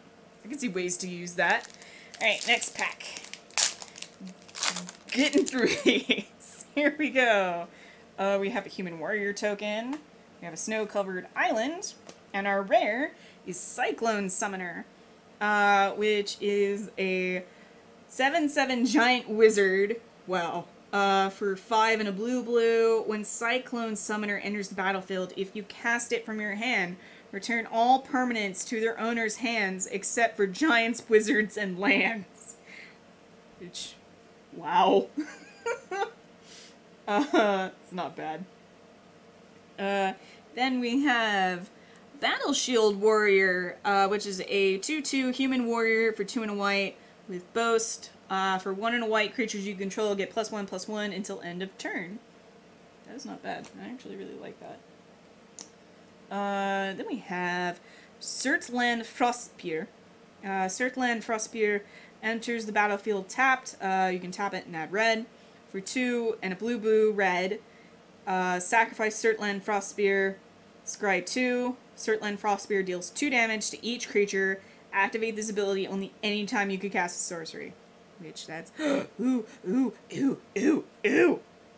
Damn it, I wish Rob was here. I really need to put this on screen. Because I got an alternate art card.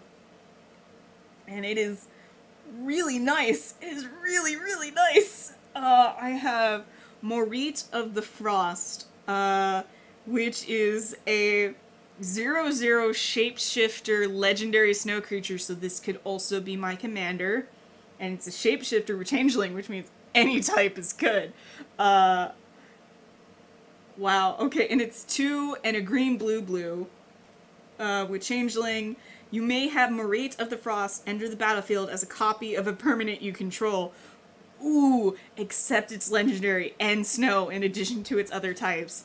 And if it's a creature, it enters with 2 additional +1/+1 counters on it and has changeling. Oh, sounds very fun. You need to put this one up. It has the alternate art on it. Ooh, very nice. See? It's so pretty. I love that the alternate art cards have the, like, Scandinavian... That's not the alternate art. I put up the wrong one. Oh. Have, like, this, like, Scandinavian knotwork around the border. That is just so pretty. I really like that. This one could be my commander. He goes over here in this pile right here. There we go. Alright, and I'm back. So what is the chat been saying? Basically nothing. Okay. Nightbot's been talking a lot. Okay. Alright. And then we have another shapeshifter. We have Mistwalker, which is a 1/4 shapeshifter for 2 and a blue with changeling and flying. For 1 and a blue, Mistwalker gets +1/-1 until end of turn. Which, okay. Well, that's an old school ability. Yeah, that's interesting. Ooh, okay, and then we have Sarlf's Packmate, which is a 3/3 wolf for 3 and a green. When Sarlf's Packmate enters the battlefield, draw a card, and it has a foretell cost, which makes it worth it. Then we have our second strategic planning, which means it goes in this pile.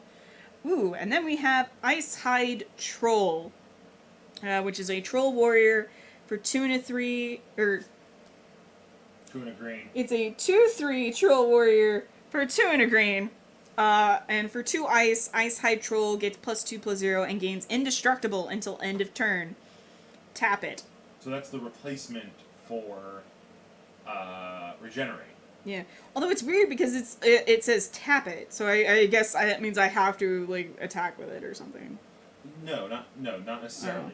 What okay. this means is that if you're blocking with Icehide Troll, yeah, you can set up the block, and then before the damage happens, okay, even though he's already been announced as a blocker, I can spend snow to make him indestructible. make him a 4/3 indestructible, but he's tapped now. Okay.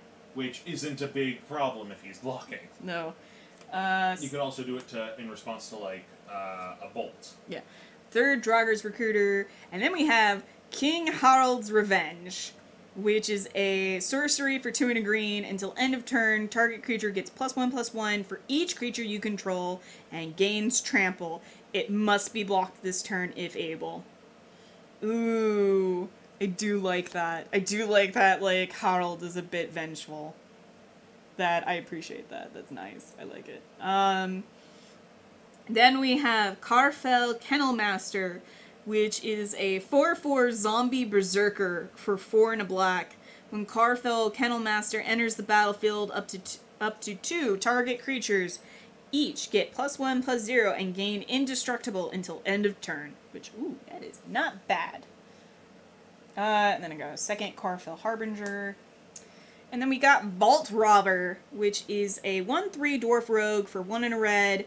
For 1, tap it, exile a creature card from your graveyard, create a treasure token. And a 2nd Axeguard Braggart. Okay, moving on. Next pile. Here we go. I think we're almost to halfway through the box. Check here. 2, 3, 4, 5, 6, 7. You're 1 line away from being halfway. Okay. Zombie Berserker token. Got another snow-covered forest. Ooh, and our rare is Blood on the Snow, which I love the artwork for this. It's a snow sorcery for 4 and a black. Choose 1. Destroy all creatures. Or destroy all planeswalkers. Then return a creature or a planeswalker card with converted mana cost X or less from your graveyard to the battlefield, where X is the amount of snow spent to cast this spell. That is amazing, and I love it. I really like this one. That one's really cool. Now the Rootless U goes in the pile. Icebind Pillar, which is a snow artifact for 2 and a blue. For snow, tap target artifact or creature. Okay, that's actually kind of neat. Although the flavor text is kind of mean. Oh Valky, I'm disappointed in you. How could the god of lies be so gullible? Tybalt. Tybalt's an asshole.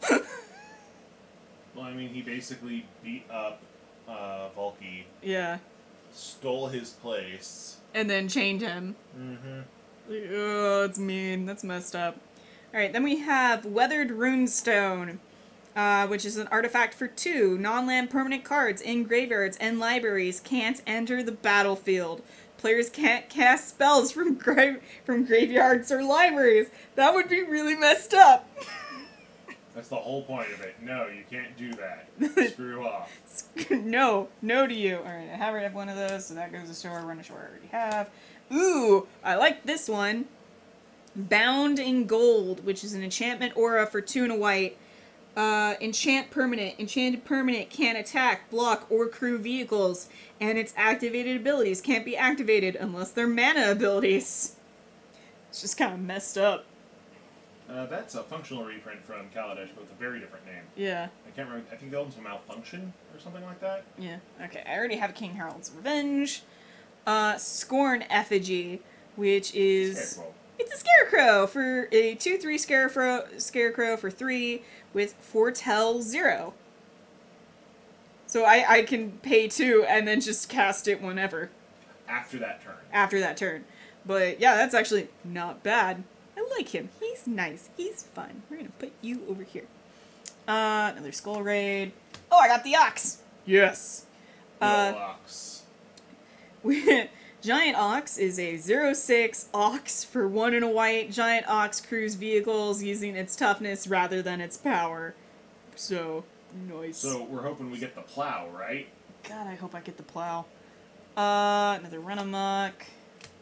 The plow in question, which we have not opened yet, but is this plow. Because it has crew 6 to make it a 6/3. Yeah. That gives you white, and 3 life. Right? So I'm hoping that I get it. Then we have Roots of Wisdom, which is a sorcery for 1 and a green, mill 3 cards, then return a land card or elf card from your graveyard to your hand. If you can't, draw a card. So not bad. Especially if I go elves. Warhorn Blast, which is an instant for 4 and a white. Creatures you control get +2/+1 until end of turn. And it has Foretell for 2 and a white. So foretell your way into an inspired charge. Yep. Sure. Alright, next one. Let's go. Get me the plow. Mr. Plow, that's my name. That name again is Mr. Plow. Dwarf Berserker token. Alpine Meadow for our land, which is a snow land mountain plains. Tap, add red or white. Alpine Meadow enters the battlefield tapped. Yeah, so all the snow 2 types are just add the colors of those types and come at tapped. But still nice to get them. Yeah, plus they're snow. They're snow, and so green has some snow fetching in this set. A shiny Rune of Flight this time. So, going in the pile. Ooh, and I got alternate art Sorrelf Realm Eater. So this is another one that could be my commander, which is a wolf, a 3/3 wolf for 1 and a black green. Whenever a permanent an opponent controls is put into a graveyard from the battlefield, put a +1/+1 counter on Sorrelf Realm Eater. At the beginning of your upkeep, if Sorrelf has 1 or more +1/+1 counters on it, you may remove all of them. If you do, exile each other non-land permanent with converted mana cost less than or equal to the number of counters removed this way. Oh, that's mean. I love him. It's mean. I like it. It's a 3/3 that as you kill things, ramps itself up into being damnation. Right. Oh, it's no, that's nice. Damnation, because that's all permanents. Right. Well, non-land, so you can't Armageddon them. No, but it's still nice. And I do love the alternate art. It's just so cool. Then we have Gates of Istfell, which is a land. Gates of Istfell enters battlefield tap. Tap, add white. For 2 and a white blue. Sacrifice Gates of Istfell. You gain 2 life and draw 2 cards. I'm really liking the 2-color, the 2-color activated lands here. Yeah? Better than the ones in Innistrad that only gave you colorless. Yeah.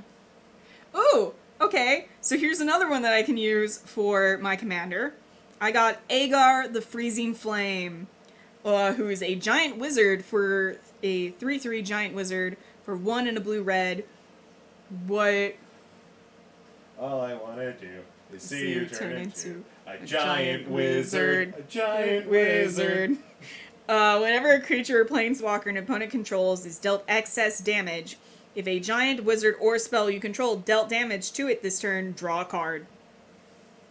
So, it's okay. Well, yeah, so if you overkill... Yeah. Time to overkill. I got another Divine Gambit, which goes in the pile. Mistwalker goes in the pile. Ooh, this one is new. So essentially, anytime somebody chump blocks a giant... Yeah. Or a wizard... Yep. Or anytime you bolt something for more than its toughness, draw a card. That's honestly not bad. Yeah. It's not bad. It's not what I'm used to, but it's not bad. Then we have Frostbite, which I love the way that this is worded, because it's frost and then bite, which is a snow instant for red. Frostbite deals 2 damage to target creature or planeswalker. If you control 3 or more snow permanents, it deals 3 damage instead. So, Peter, that last guy is not quite Surtur, If anything, he's closer to Thrym. Yeah, he is closer to Thrym. But what they did was they effectively combined the two giant lands in Norse mythology into one here. Yeah. And now they just fight. Continuously. Forever. Always fighting. Then we have Masked Vandal, which is a 1/3 shapeshifter for 1 and a green with Changeling. When Masked Vandal enters the battlefield, you may exile a creature card from your graveyard. If you do, exile target artifact or enchantment an opponent controls. Ooh, and then we have another elf. Yes. Koma's Faithful, which is a 3/1 elf cleric for 2 and a black with lifelink. When Koma's Faithful dies, each player mills 3 cards. It's kind of weird how the black-green elves worship the blue-green snake. Right? Oh no, we have a Tybalt card. Open the Omen Paths, which is a red instant, which is an instant for 2 and a red. Choose 1. Add 2 mana of any one color and 2 mana of any other color. Spend this mana only to cast creature or enchantment spells. Or, creatures you control get +1/+0 until end of turn. So, it's interesting. Our second battlefield Raptor, which goes in the pile. Then we have Tuskeri Firewalker, which is a human berserker for 3 and a 3/2 human berserker for 2 and a red with Boast. For 1, exile the top card of your library. You may play that card this turn.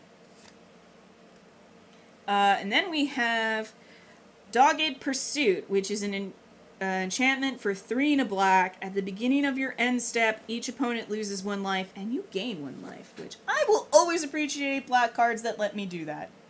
Grinding is fun. I do love grinding. In this. Yeah. Grinding in a JRPG is not so fun. Yeah, that's not so much fun. I don't enjoy it. It's actually why I tend to avoid JRPGs, because I just hate grinding as a mechanic. Because I'm like, this is turned into a job, and I don't appreciate it. Yeah, it's not fun. The Tales games make it much more bearable. Yeah.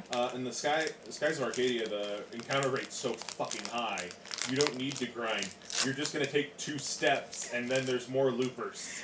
Wait, like, and so we have this friend who's always like, I don't understand when you never liked Final Fantasy. And I'm like, I hate it because of the grinding.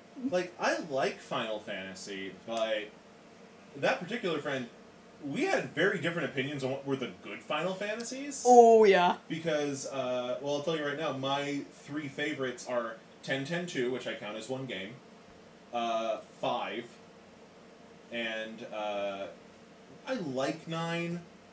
Really, I have 2 favorite Final Fantasies, and the rest of it can suck it. No, I like the original. I like the first. Yeah. Her favorite was 9, and I did not really appreciate that game. 9's good.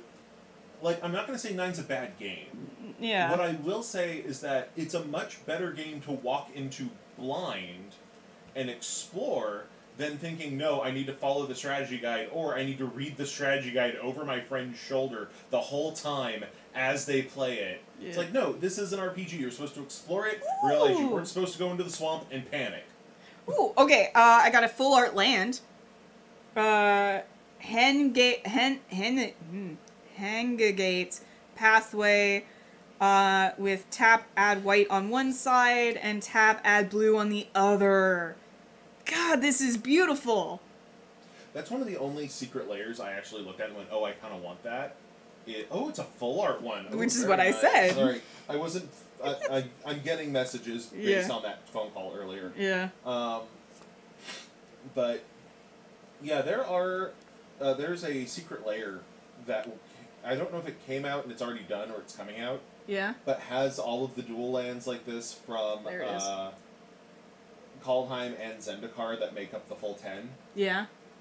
And they have them all in like alternate full arts together. Nice. So it's all the same artist doing all 20 pictures. Ah, nice. And it's like, that one's almost worth it to me. Alright, next we have Hailstorm Valkyrie, which is a 2/2 Angel Wizard for 3 and a black. I like that the angels are black.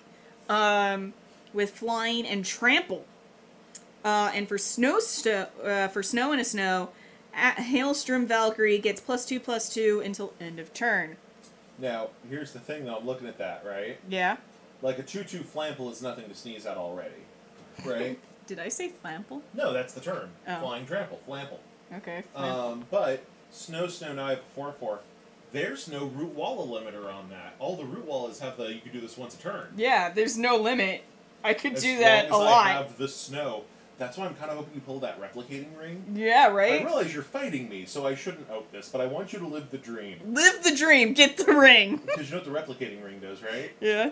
It makes those replicated rings at a certain point, and then you just get 8 snow mana every turn. Yeah! So it's like, oh, I'm sorry. Did you not want to fight my 8/8 Flample?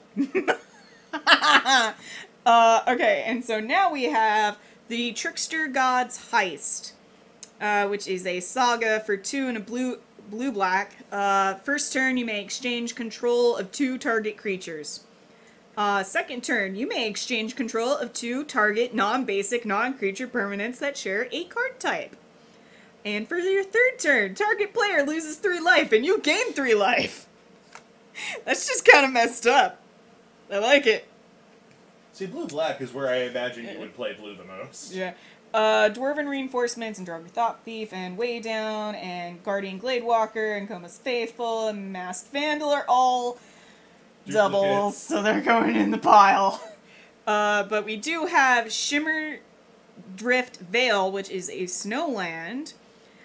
Shimmer Drift Veil enters the battlefield tapped. As Shimmer Drift Veil enters the battlefield, choose a color. Add 1 mana of the chosen color. Here, just have an extra mana. Yep. Another Axguard Cavalry, another Dusk Wielder. This is like all... You're about halfway through the box. You're just gonna start getting a lot of dupes. Yep, a lot of duplicates. So I'm really getting down to the narrow here. More black and green, please. I would like more green and black, and I would like more elves. I'm honestly hoping you pull one of the 3-color commanders, because that'll save you some guff. Yeah. I got a Spirit Token and Arctic Treeline, which is a Snowland Forest Plains. Tap, add green or white. Arctic Treeline enters the battlefield, tap. Not bad, I like that. Oh, and Glacial Floodplain, which is a Snowland Plains Island. Tap, add white or blue. Enters the battlefield, tapped. One was shiny, I assume. Yeah, one is shiny. Then we have Draugr Necromancer, which is a snow creatures, a 4/4 snow creature zombie cleric for 3 and a black. If a non-token creature an opponent controls would die, exile that card with an ice counter on it instead.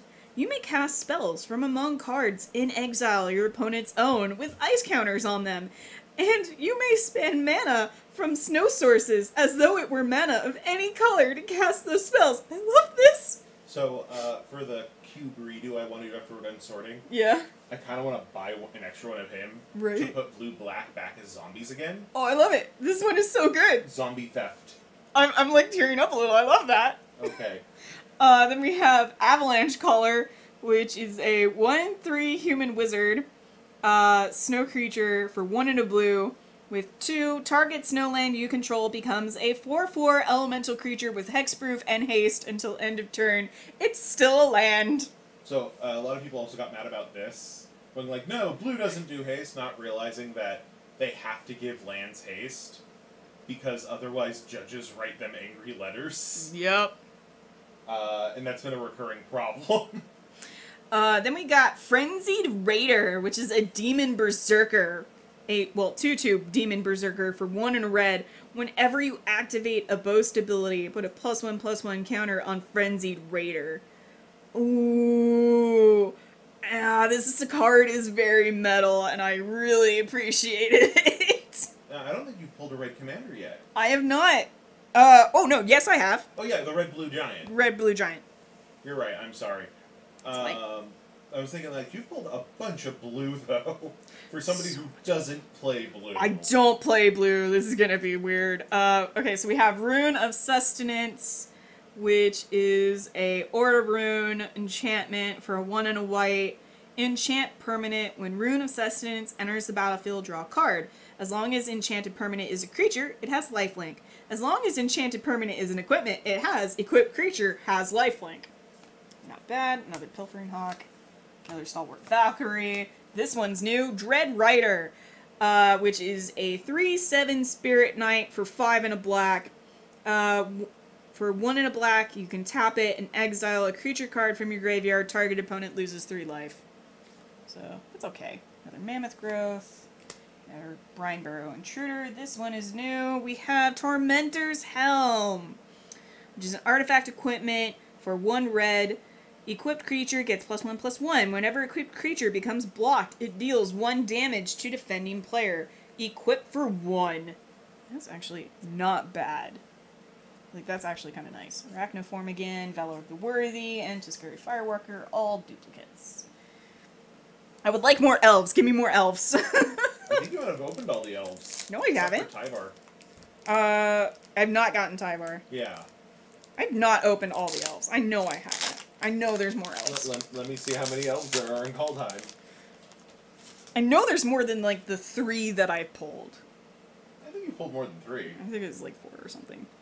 Ooh. Yeah, that's more than 3. Coma's Coil. Token Spirit Serpent. Not yeah, bad. so if you pull Coma, yeah, he makes coil tokens. Nice. Snow-Covered Island. And Graven Lore, which is a snow instant for 3 and a blue. Scry X, where X is the amount of snow spent to cast this spell. Then draw 3 cards. Not bad. And we got Rune of Might, which is a Aura Rune enchantment for 1 and a green. Enchant permanent. When Rune of Might enters the battlefield, draw a card. As long as enchanted permanent is a creature, it gets +1/+1 and has trample. As long as enchanted permanent is an equipment, it has equipped creature, gets +1/+1 and has trample.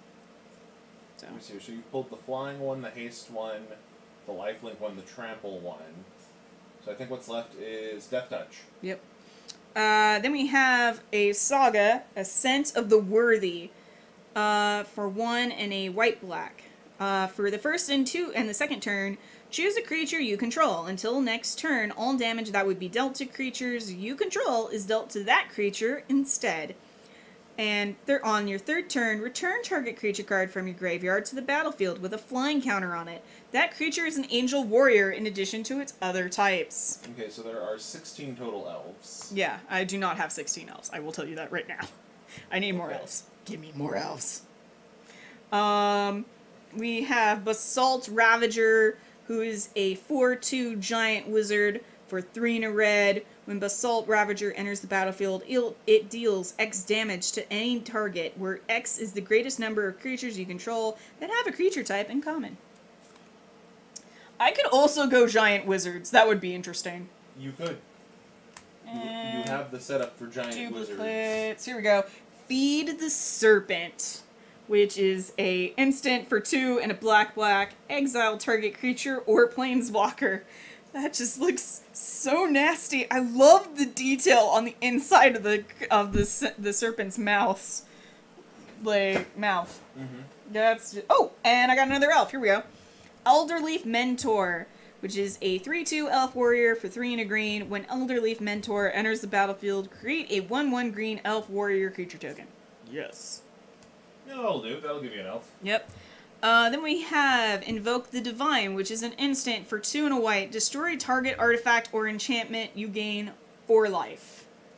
Not bad. Another Funeral Longboat. Another Open the Omen Paths. This one is new. Doomscar Oracle, which is a 3/2 human cleric for 2 and a white. Whenever you cast your second spell each turn, you gain 2 life, and it has a foretell for 1 white. Okay, so that... sorry, I clicked the wrong card there. Doomscar Oracle is not bad. Yeah. Second card matters is not the worst place to be. No. Okay. Next pack. Here we go. Hopefully I get Harald's brother, because that would be nice. I would like the would be fun. I would like the elf himbo. Give me the elf himbo, please. Oh, gods of magic. The effective 17th elf. Right. Another treasure token. Rimewood Falls, which is a snowland forest island. Rimewood Falls enters the battlefield tapped. Ooh, I got my first god. Okay, we have a god, and gods can be commanders. Yes, he's pure black, which is not good if I wanted to. I mean, you could. I could. Brad went full black. Yeah. Aegon, God of Death, who is a 6/6 god for 2 and a black with Death Touch. At the beginning of your upkeep, exile 2 cards from your graveyard. If you can't, sacrifice Aegon and draw a card. Oh, and then on the back is Throne of Death, which is a legendary artifact for 1 black. At the beginning of your upkeep, mill a card. 2 and a black, exile a creature card from your graveyard, draw a card. People really love him for his chair. I love him. He's nice. He goes down here in this pile. This one's new. Blood Sky Berserker, who is a 1/1 human berserker for 1 and a black. Whenever you cast your second spell each turn, you put 2 +1/+1 counters on Blood Sky Berserker. It gains menace until end of turn. Ooh, and I got another legendary. Okay. Carder Doomscourge. This one is the Surtur. Yes, this one's Surtur. Yeah. He is a demon berserker, a 4/3 demon berserker for 2 and a black-red. When Carder Doomscourge enters the battlefield until your next turn, creatures your opponents control attack each combat if able, and attack a player other than you if able. Okay, so current commanders available. We have Carter. We have Egon. People are asking, because some people jumped out and came back. Okay, so we have Carter, Egon, Agar, Sarulf, Morit, Harald, and Vega. So we got white-blue, 2 black-greens, a black-red, a blue-red, and a mono-black. We also have a blue-green. And a blue-green, thank you. Yeah. Okay, finishing off Carter. His last ability is whenever an attacking creature dies, each opponent loses 1 life, and you gain 1 life. I like him. He is an option. Now notice it's whenever an attacking creature dies. Those don't mean yours. Nope! That can mean anyone's. Yeah, I like him. I might go Black-Red Berserker. I did pull quite a few of them. Then we have Port of Carfell, which is a land. Port of Carfell enters the battlefield tapped. Tap, add blue. For 3 and a blue black, sacrifice Port of Carfell. Mill 4 cards, then return a creature card from your graveyard to the battlefield tapped. So, not great, but not bad. Ooh! I do like this card. With Nico on it. It's an instant for 3 and a blue, scry 2, then draw 2 cards. With Foretell, 1 and a blue. What is the name? Behold the Multiverse. Thank you. Oh, did I not say it? You said it has Nico on it. Sorry. I meant to say the name because the name was so cool, and yet somehow I dropped the ball. Mikella, can you get my water bottle for me, please? My throat's starting to hurt. And I think I left it in my room. Or on the couch. Okay. Then we have Grim Draugr, which is a 3/2 snow creature zombie berserker for 2 and a black. I could go berserkers. Thank you.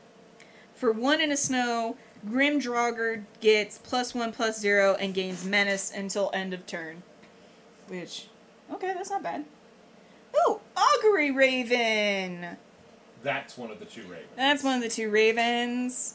It's a 3/3 bird for 3 and a blue with flying, and Foretell is 1 and a blue, which makes it worth it. I mean, heck, even a 3/3 with flying for 4 is good in blue. Yeah. Already have Priest of the Haunted Edge. Horizon Seeker, who is a 3/2 human warrior for 2 and a green with Boast. 1 and a green, search your library for a basic land card, reveal it, put it into your hand, then shuffle your library. Swinging with a 3/2 and ramp sounds great. Yep, another Wings of the Cosmos. The Craven Hulk, the Dogged Pursuit, another Story Seeker. Cinderheart Giant is new. Cinderheart Giant is a 7/6 giant berserker for 5 and a red with trample. When Cinderheart Giant dies, it deals 7 damage to a creature an opponent controls, chosen at random. Well, thank you for joining us, Adam, even though you can't hear us. He can't hear us? He has his computer on mute because he's at work. Ah. He purposefully can't hear us.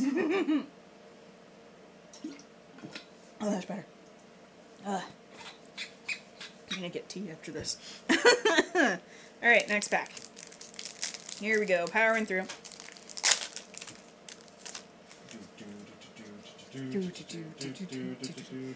Human Warrior, another Glacial Flood Path, a shiny Brine Barrow Intruder. Ooh, ooh, ooh, ooh, ooh, ooh, ooh! You will want this one. Oh, is it the red black dragon? It is. I love it. It's the best. Okay, Emmersturm Predator, which is a vampire, a 3/3 vampire dragon for 2 and a black-red with flying. Whenever Emmerstern Predator becomes tapped, exile up to 1 target card from a graveyard and put a +1/+1 counter on Emmersturm Predator. Sacrifice another creature. Emmersturm Predator gains indestructible until end of turn. Tap it. Yes. Ooh, and I have another one that I can use as my commander. Because now I have the alternative art for Kull the Forge Master. Ooh. Who's a 2/2 legendary creature dwarf warrior for red and a white. Whenever another Dawn token creature you control dies, if it was enchanted or equipped, return it to its owner's hand. Creature tokens you control that are enchanted or equipped get +1/+1. So that is not bad. I for real might go Berserkers. Okay, I'm gonna throw this out, and this is kind of silly. Yeah. But there's part of me that kind of wants to grab Kaldheim for my deck, and I hope I pull Kull. Yeah? Because Kull into my Tiana deck, Tiana returns all the enchantments and equipments that died. Kull returns the creature. Hi, they're back! That's not bad. Then we got Doomscar Titan, who is a 4/4 giant berserker for 4 and a red. When Doomscar Titan enters the battlefield, creatures you control get +1/+0 and gain haste until end of turn, and it has Foretell. Although its Foretell cost is only 4 and a red, but it still makes it pretty good. Oh, and then we got Elven Bow, which is a artifact equipment for green. When Elven Bow enters the battlefield, you may pay 2. If you do, create a 1/1 green elf warrior creature token, then attach Elven Bow to it. The equipped creature gets +1/+2 and has reach. Equipped for 3. Here, I have a free elf. I have a free elf. I guess it's not free, it's 2 mana. Yeah. But 2 mana for a 2/3 elf with reach ain't bad. And those were all doubles. Okay, moving on. No, we only want excitement and novelty. I mean, it's nice for my collection, but it's bad news for your box opening. For my commander deck that I'm trying to build here. Snow-covered plains. Ooh, okay, we have Search for Glory, which is a snow sorcery for 2 and a white. Search your library for a snow permanent card, a legendary card, or a saga card. Reveal it, put it into your hand, and shuffle your library. You gain 1 life for each snow spent to cast this spell. Which, nice. Not too shabby. It's a good tutor at the very least. Yep. Then we have Arnie Slays the Troll, which is a saga for red and a green. First turn, target creature you control fights up to 1 target creature you don't control. Second turn, add red. Put 2 +1/+1 counters on up to 1 target creature you control. Third turn, you gain life equal to the greatest power among creatures you control. So that's not bad. Ooh, then I have Path to the World Tree, which, this is nice, which is enchantment for 1 and a green. When Path of the World Tree enters the battlefield, search your library for a basic land card, reveal it, put it into your hand, then shuffle your library. For 2, a white, for 2 and a Wooburg. Sacrifice Path to the World Tree, you gain 2 life and draw 2 cards. Target opponent loses 2 life.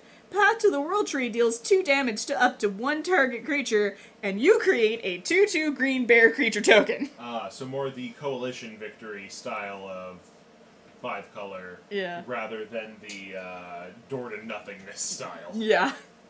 Then we have artifact equipment, Valkyrie's Sword for 1 and a white. When Valkyrie's Sword enters the battlefield, you may pay 4 and a white. If you do, create a 4/4 white Angel Warrior creature token with flying and vigilance. Then attach Valkyrie's Sword to it. Equipped creature gets +2/+1, equipped for 3. If you play this card, we'll give you a Sarah Angelet discount. Value goes on to you. Depart the realm. Squash. I love the art on this. Squash is a instant for 4 and a red. This spell costs 3 less to cast if you control a giant. Squash deals 6 damage to target creature or planeswalker. So Secret Lair Plants vs. Zombies is go. Find the monster. Crown, broken wings. Ooh, this one's new. Infernal Pet, which is a 2/2 imp for 2 and a black. I love that it's clearly eating a fairy. Whenever you cast your second spell, each turn, put a +1/+1 counter on Infernal Pet, and it gains flying until end of turn. Wow. It's really messed up. It gains flying because it ate a thing. Shackles of Treachery, and those all I will have. Okay. Moving on. Next pack. Alright. Token Snow-Covered Swamp for our land. Oh, dang it. I love this one, and this one's shiny, but I already have it, which is Dragonkin Berserker. Keep the shiny one, put the other one over here. Ooh, I got another god! And I got a mythic rare god. Ooh, very nice. And it's alternate art. Ooh, also very nice. Oh, damn. Leech god. Halvar, god of battle. Who is a 4/4 legendary creature god for 2 and a white. Creatures you control that are enchanted or equipped have double strike. At the beginning of each combat, you may attach target aura or equipment attached to a creature you control to target creature you control. And then, we turn them over. Sword of the Realms for 1 and a white. Equipped creature gets +2/+0 and it has vigilance. Whenever equipped creature dies, return it to its owner's hand. Equip 1 and a white. Oh, damn, this is so pretty. The alternate art is just amazing. I love it so much. Then we have Frost Augur, who is a 1/2 human wizard for blue. For white, tap, look at the top card of your library. If it's a snow card, you may reveal it and put it into your hand. And I got the plow. Yes.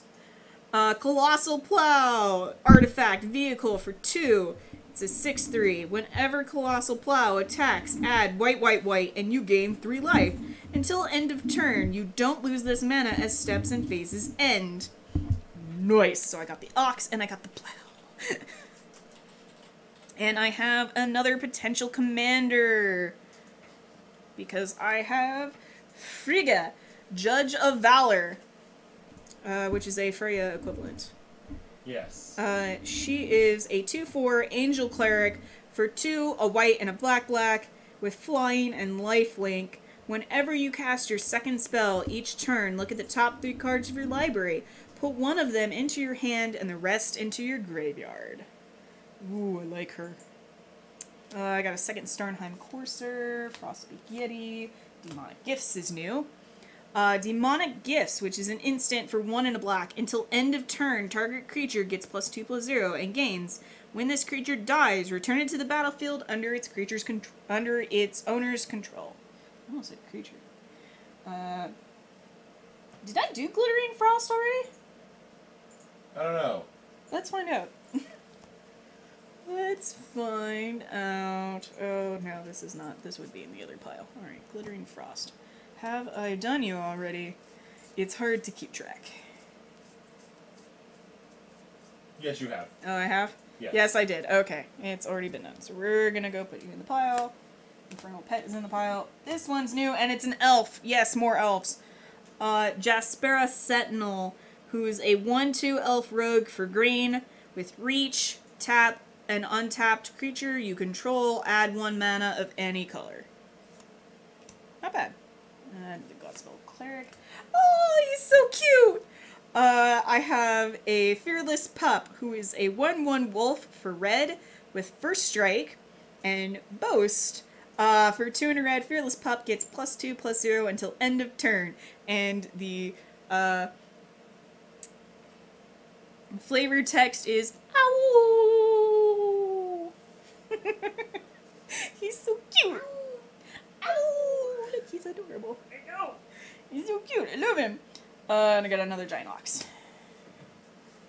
Now you can have twice the ox pull plow. No, you can't. No, I that's can't. not how Commander this works. format works. I can in a standard deck, but I can't. Stop it. They won't obey me. They keep sliding.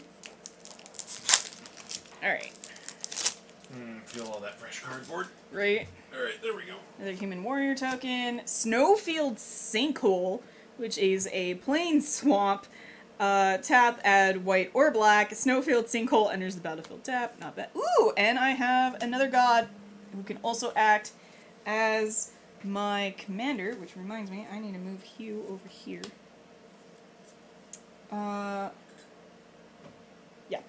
Kolvori, God of Kinship, who is a 2/4 god for 2 and a green. As long as you control 3 or more legendary creatures, Kolvari gets +4/+2 and has vigilance.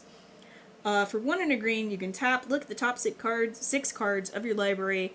You may reveal a legendary creature card from among them and put it into your hand. Put the rest on the bottom of your library in a random order. And on the flip side, we have the Ringheart Crest. For 1 and a green, it's a legendary artifact. As the Ringheart Crest enters the battlefield, choose a creature type. Tap, add green. Spend this mana only to cast a creature spell of the chosen type or a legendary creature spell. Which, ooh, that is nice. Gonna put you down there with the rest of my potential commanders. Alright. Then we have Glimpse the Cosmos, which is a sorcery for 1 and a blue. Look at the top 3 cards of your library. Put 1 of them into your hand and the rest on the bottom of your library in any order. As long as you control a giant, you may cast Glimpse of the Cosmos from your graveyard by paying blue, rather than paying its mana cost. If you cast Glimpse of the Cosmos this way, and it would be put into your graveyard, exile it instead. Ooh! Okay. Another alternate art. Another one I can use as my commander. Probably won't because he's pure green. But we have Finn the Fangbearer. Yeah? Okay, so Finn, you don't want as your commander necessarily. No. But if you're doing elves, right? He's not an elf, but you want him in there. Yeah, he's nice, and I got the alternate art for him. Oh, okay. He is a 1/3 human warrior with for 1 and a green with Death Touch. Whenever a creature you control with Death Touch deals combat damage to a player, that player gets 2 poison counters. I love him. He's great. Yeah. Okay, then we have a Saga, Carter's Vicious Return. For 2 and a black-red, first turn, you may sacrifice a creature. When you do, Carter's Vicious Return deals 3 damage to any target. Second turn, each player discards a card. Third turn, return target creature card from your graveyard to the battlefield. Put a +1/+1 counter on it. It gains haste until your next turn. Yes. That's even better because I got Carter. So yes, poison is back, but not infect. No. Infect is busted because the damage sticks to your creatures. Yeah. Poison is fine. Poison is fine. Poison is fine. But yeah, I could kill you guys with poison. That'll be fun. Then I got another elf. I have Elderfang Disciple, who is a 1/1 elf cleric for 1 and a black. When Elderfang Disciple enters the battlefield, each opponent discards a card, which is nice for a commander deck. Oh, that's in black. Yeah. I don't know why I was looking in green. Because it's an elf. Yeah. That's why you were looking at green. Then we have a Undersea Invader, who is a 5/6 giant rogue, which just seems, for some reason, like an oxymoron. No, he's a huge rogue. He's sneaky for his size. He's 4 and a blue with flash. Undersea Invader enters the battlefield tapped. So he's okay. Not great, but he's okay. Another Grizzled Outrider, Raise the Draugr, Hogging Mob. Okay, here we go. Master Skald, who is a 4/4 dwarf warrior for 4 and a white. When Master Skald enters the battlefield, you may exile a creature card from your graveyard. If you do, return target artifact or enchantment card from your graveyard to your hand. Maybe he does the whole, you know, see Grog! Maybe. You know, see Grog! Notice that the Undersea Invader is underwater and blue. This is true, yeah. So it's very hard to see blue underwater. Yes. That is color of water. This color of water.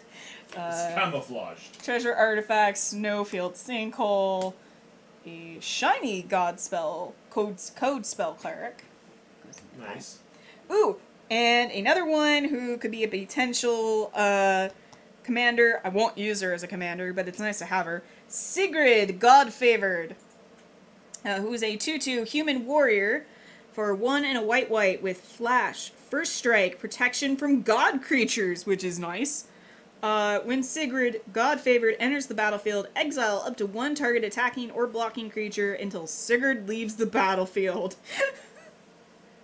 I like her. She's fun. Another Port of Carfell, Glimpse the Cosmos, another Colossal Plow, Bound in Gold, Depart the Realm, Eyesight Troll, Undersea Invader, Dragon Recruiter, Warhorn Blast, Mission Success. All of these were doubles. Damn. You're getting to the point where it's going to be, here's my rare, and let's move on. I still have a few commons I haven't pulled yet. Like 3. Yeah, There's like at least 3. Snow-covered swamp. Oh, okay, our rare is Tyrite Sanctum, which is a land, tap, add colorless. For 2, tap, target legendary creature becomes a god in addition to its other types. Put a +1/+1 counter on it. For 4, tap, sacrifice Tyrite Sanctum, put an indestructible counter on target god. Nice. Just nice. Another Ascent of the Worthy, Frost Augur. I got another Finn the Fangbearer, but this is normal art this time. Okay.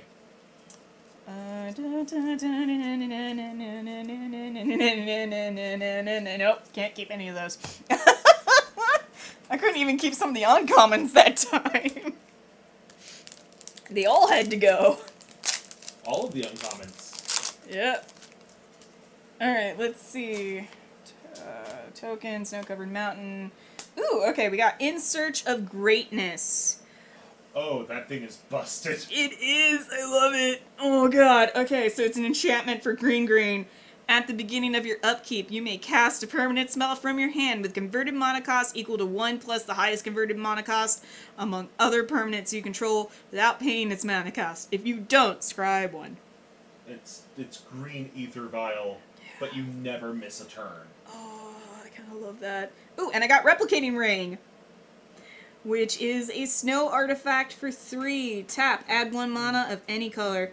At the beginning of your upkeep, you put a night counter on Replicating Ring. Then, if it has 8 or more night counters on it, remove all of them and create 8 colorless snow artifact tokens named Replicated Ring with tap, add 1 mana of any color. As they're all snow artifacts, all of that mana is snow mana. God, yes. Meaning all of your spells that care about snow mana will get affected by that. Nice. Okay. Then we have Invasion of the Giants, which is a saga for blue and a red with 1, scry 2, 2, draw a card, then you may reveal a giant card from your hand. When you do, Invasion of the Giants deals 2 damage to target opponent or planeswalker. 3, the next giant spell you cast this turn costs 2 less to cast. That's not bad. What's that, Agar? You want to come out for for a blue and a red? Okay, Mikella, if you could. I'll get it. then we have Provoke the Trolls, which is an instant for 3 and a red. Provoke the Trolls deals 3 damage to any target. If a creature is dealt damage this way, it gets +5/+0 until end of turn. Put that there. Mistwalker, Frostbite, Draugr, Thief, Undersea, Jarl, Forsaken Mammoth Growth, Battlefield. X-card. Yeah, nope. Okay, here we go. Really cutting down the chaff here. Okay, Human Warrior, Highland Forest, which is a snowland, mountain forest. Tap, add red or green. Highland Forest enters the battlefield tapped. Ooh! I got the one you're gonna hate. Okay. Icebreaker Kraken. I don't hate him. I love him. I don't live near ice. What does he have to break here? Oh, I love him. So he is an 8/8 Kraken for 10 and a blue. This spell costs 1 less to cast for each snow land you control. He has Snowfinity. I love him. When Icebreaker Kraken enters the battlefield, artifacts and creatures target opponent controls don't untap during their player's next untap step. Return 3 snowlands you control to their owner's hand. Return Icebreaker Kraken to its owner's hand. So yes, it is entirely feasible that you could get a 8/8 for 2. Yeah. Unlikely. It's unlikely. It's nice. I like him. Then we have Vengeful Reaper, who I want to see if I actually got her already or not. No, I didn't. I got Hailstorm Valkyrie, who is similar but not the same. Vengeful Reaper, who is a 2/3 Angel Cleric with 3 and a black, with Flying, Death Touch, and Haste. Yes! And Foretell, 1 and a black. I love her. She's fantastic. Then we have Spectral Steel, which is an aura enchantment for 1 and a white. Enchant creature. Enchanted creature gets +2/+2. 1 and a white. Exile Spectral Steel from your graveyard. Return another target aura or equipment card from your graveyard to your hand. Ooh, and I got another elf. Today, in card names I'm stealing for D&D, Spectral Steel. Right.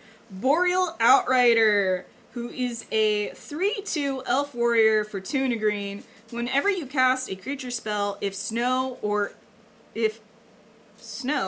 of any of that spell's colors was spent to cast it, that creature enters the battlefield with an additional +1/+1 counter on it. So if I use snow to cast a creature spell... Snow that matches their color. Snow that matches their color, they get +1/+1, which is not bad. That is actually really nice. Way Down, Pilfer Hawk, Bound in Gold, Shimmer, Shiftdale, Comus Faithful, Guardian Holy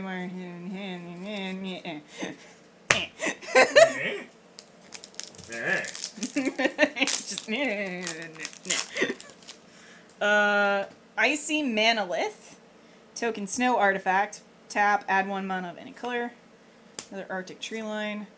Oh, I have another god. Ooh, okay. Turgrid, God of Fright. So this could also be my commander. I'm not going to use her as commander, but it's nice to have her. She is a 4/5 legendary god with 3 and a black and menace. Whenever an opponent sacrifices a non-token permanent or discards a permanent card, you may put that card from a graveyard onto the battlefield under your control. And she has Turgrid's Lantern, which is 3 and a black, legendary artifact. Tap, target player loses 3 life unless they sacrifice a non-land permanent or discard a card. 3 and a black, untap Turgrid's Lantern. Nice. And I got another Carter Doomscourge, which would be nice if I weren't playing Commander. Ooh, and I got Crush the Weak, which is a sorcery for 2 and a red. Crush the Weak deals 2 damage to each creature. If a creature dealt damage this way would die this turn, exile it instead, and I can cast it for a Foretell cost. Oh, yes! Okay, this one could be my commander. I'm not going to use her that way, but it's nice. I have the alternate art for Inga Rune Eyes, who is a 3/3 human wizard for 3 and a blue. When Inga Rune Eyes enters the battlefield, scry 3. When Inga Rune Eyes dies, draw 3 cards if 3 or more creatures died this turn. A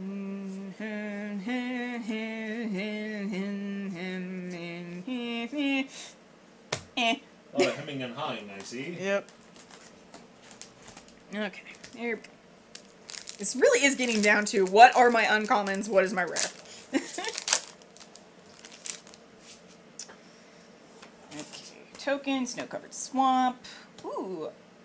Bark Channel Pathway. And it's shiny. And I don't have this one yet. I don't think. No, I don't.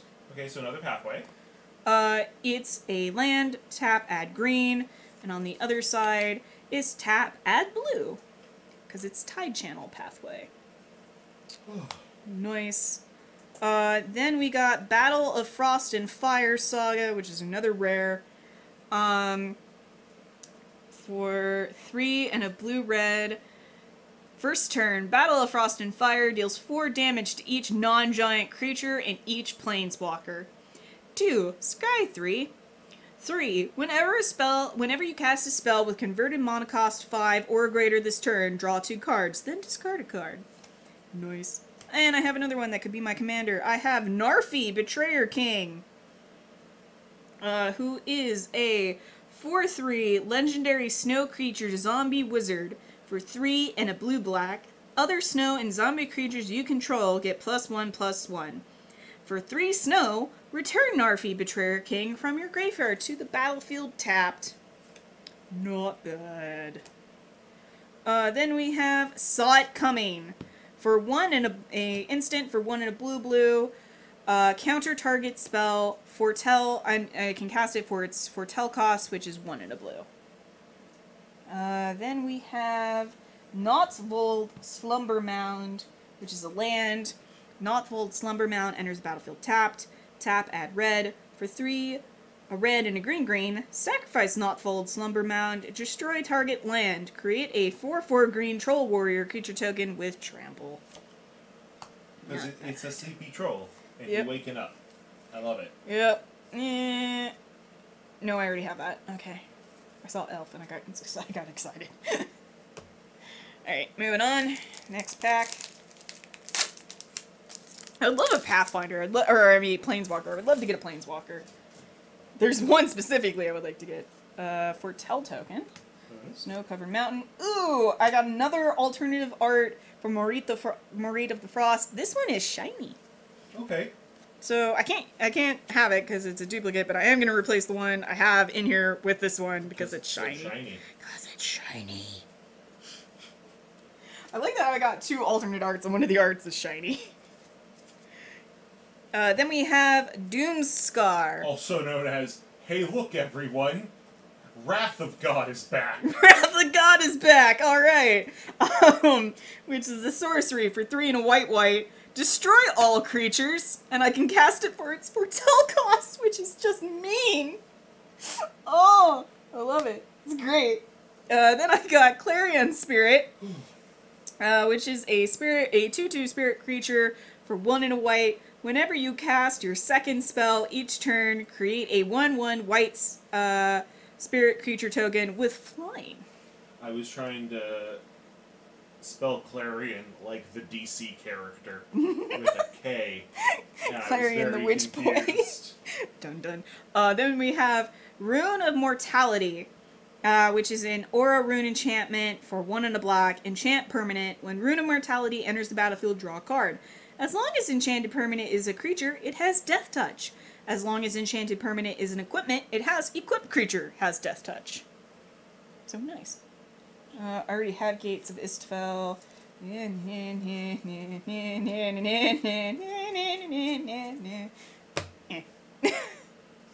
Okay, moving on, next pack.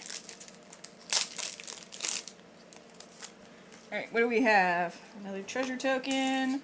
Woodland Chasm. Snowland Swamp Forest. Tap, add black or green when the chasm enters battlefield tapped. Ooh, legendary creature god. I have Raidane, God of the Worthy. Who is a 2/3 legendary god for 2 and a white with flying and vigilance. Snowlands your opponent's control enter the battlefield tapped. Non-creature spells your opponents cast with converted mana cost 4 or greater cost 2 more to cast. Valkmira Protector's Shield, which is 3 and a white. Legendary artifact. If a source an opponent controls would deal damage to you or a permanent you control, prevent 1 of that damage. Whenever you or another permanent you control becomes the target of a spell or an ability an opponent controls, counter that spell or ability unless its controller pays 1. So that's kind of neat. It's got a taxing ability, it sounds like. Turgrid's Shadow, which is an instant for 3 and a black. Each player sacrifices 2 creatures, and I can cast it for its foretell cost. So, not bad. Ooh, then I have another legendary creature I can use for a commander. I have Sfella, Ice Shaper, who is a 2/4 legendary snow Troll Warrior for 1 and a red-green. For 3, I can tap, create a colorless snow artifact token named Icy Manalith with tap, add 1 mana of any color. For 6 and a green-red, look at the top 4 cards of your library. You may cast a spell from among them without paying its mana cost. Put the rest on the bottom of your library in a random order. Then we have Shepherd of the Cosmos, who is a angel warrior, a 3/3 angel warrior for 4 and a white with flying. When Shepherd of the Cosmos enters the battlefield, return target permanent card with converted mana cost 2 or less from your graveyard to the battlefield. And she has Foretell for 3 and a white. Another Audrey Raven. Oh, wait, this one is new. Haha, I knew there was one I hadn't gotten yet. Snakeskin Veil, which is an instant for green. Put a +1/+1 counter on target creature you control. It gains hexproof until end of turn. I think red will try and find a way to make sure that gets into their deck. Why? Because it's snakeskin? Yes. I mean, if I get the snake, I'm gonna be so happy. You can't put the snake in an elf deck unless you get Yorn. I know. I really hope I get Yorn. How many packs are we at left? 9. 9, okay. Ooh. Want Yorn. 2.5 hours. I want Yorn. I want Tyvar. And I want the snake. That's what I want. Alright, we got Dwarf Berserker token, Snow-Covered Swamp, Elvish Warmaster! Yes! Okay. A 2/2 Elf Warrior for 1 and a green. Whenever 1 or more other elves enters the battlefield under your control, create a 1/1 green Elf Warrior creature token. This ability triggers only once each turn. 5 and a green. Elves you control get +2/+2 and gain Death Touch until end of turn. Not bad. Another Crush the Weak, Clarion Spirit, and Inga Rune Eyes, although this time it's her normal art. Oh boy, here we go.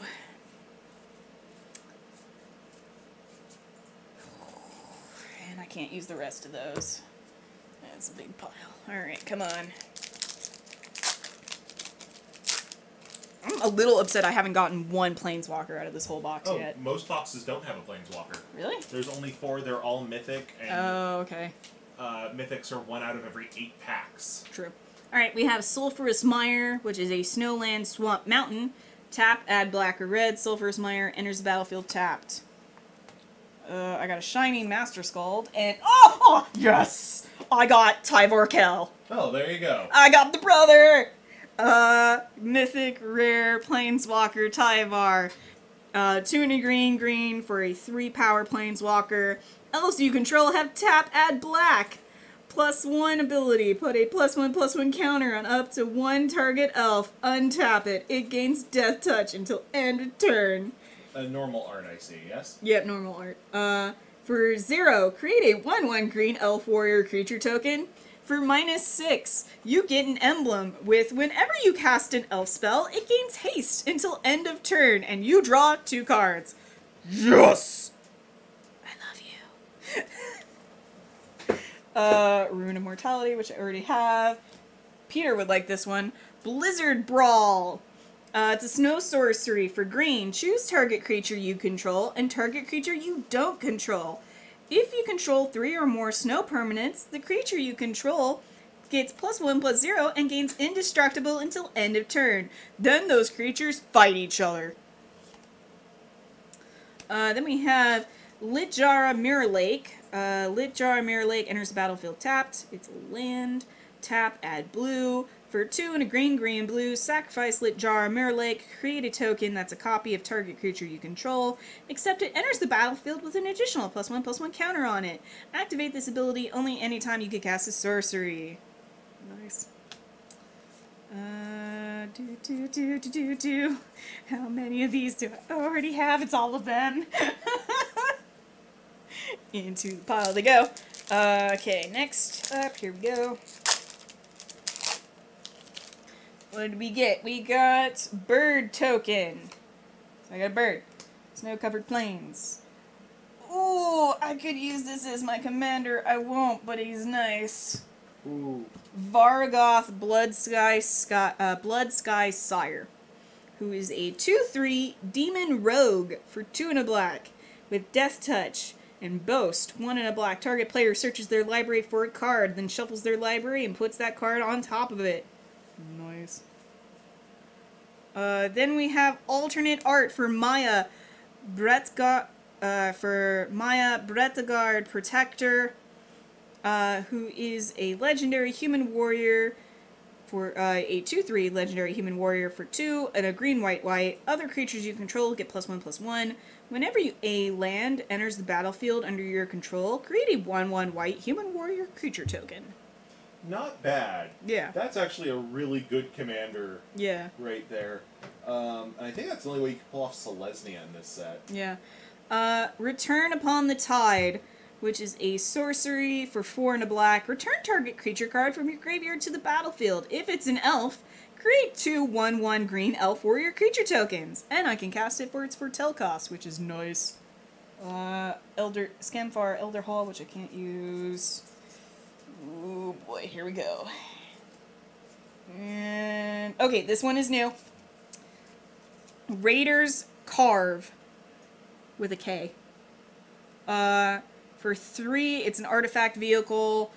It's a 4/4. Whenever Raiders Carve attacks, look at the top card of your library. If it's a land card, you may put it onto the battlefield tapped. Crew 3.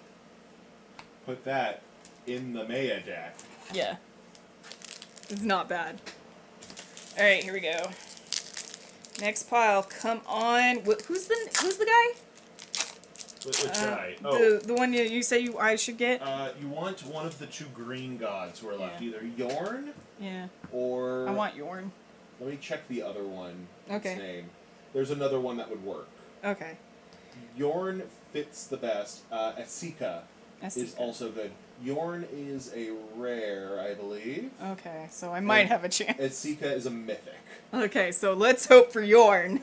Well, I mean, hey, go big or go home. Hope for Vorinclex. We have Replicated Ring token, Rhymewood Falls again. I got the Spirit, and it's alternate art! Oh, the Serpent, I mean. Okay. Oh my god, it's beautiful, I love it. Coma Cosmos Spirit, which is a 6/6... Cosmos Serpent. Yeah. What did I say? Cosmos Spirit. Cosmos Serpent. It's a 6/6 Serpent for 3, a green, blue. This spell can't be countered. At the beginning of each upkeep, create a 3/3 blue serpent creature token named Coma's Coil. Sacrifice another serpent. Choose 1. Tap target permanent. Its activated abilities can't be activated this turn.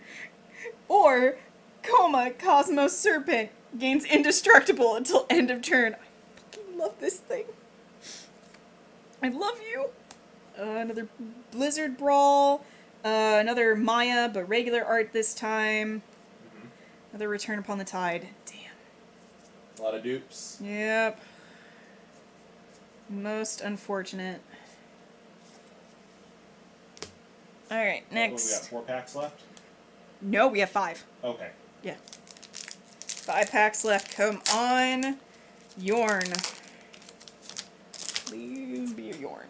Alright, we got Dwarf, Snow-Covered Forest, Waking the Trolls, which is new. It's a saga for 4 and a red-green. First turn, destroy target land. Second turn, put target land card from a graveyard onto the battlefield under your control.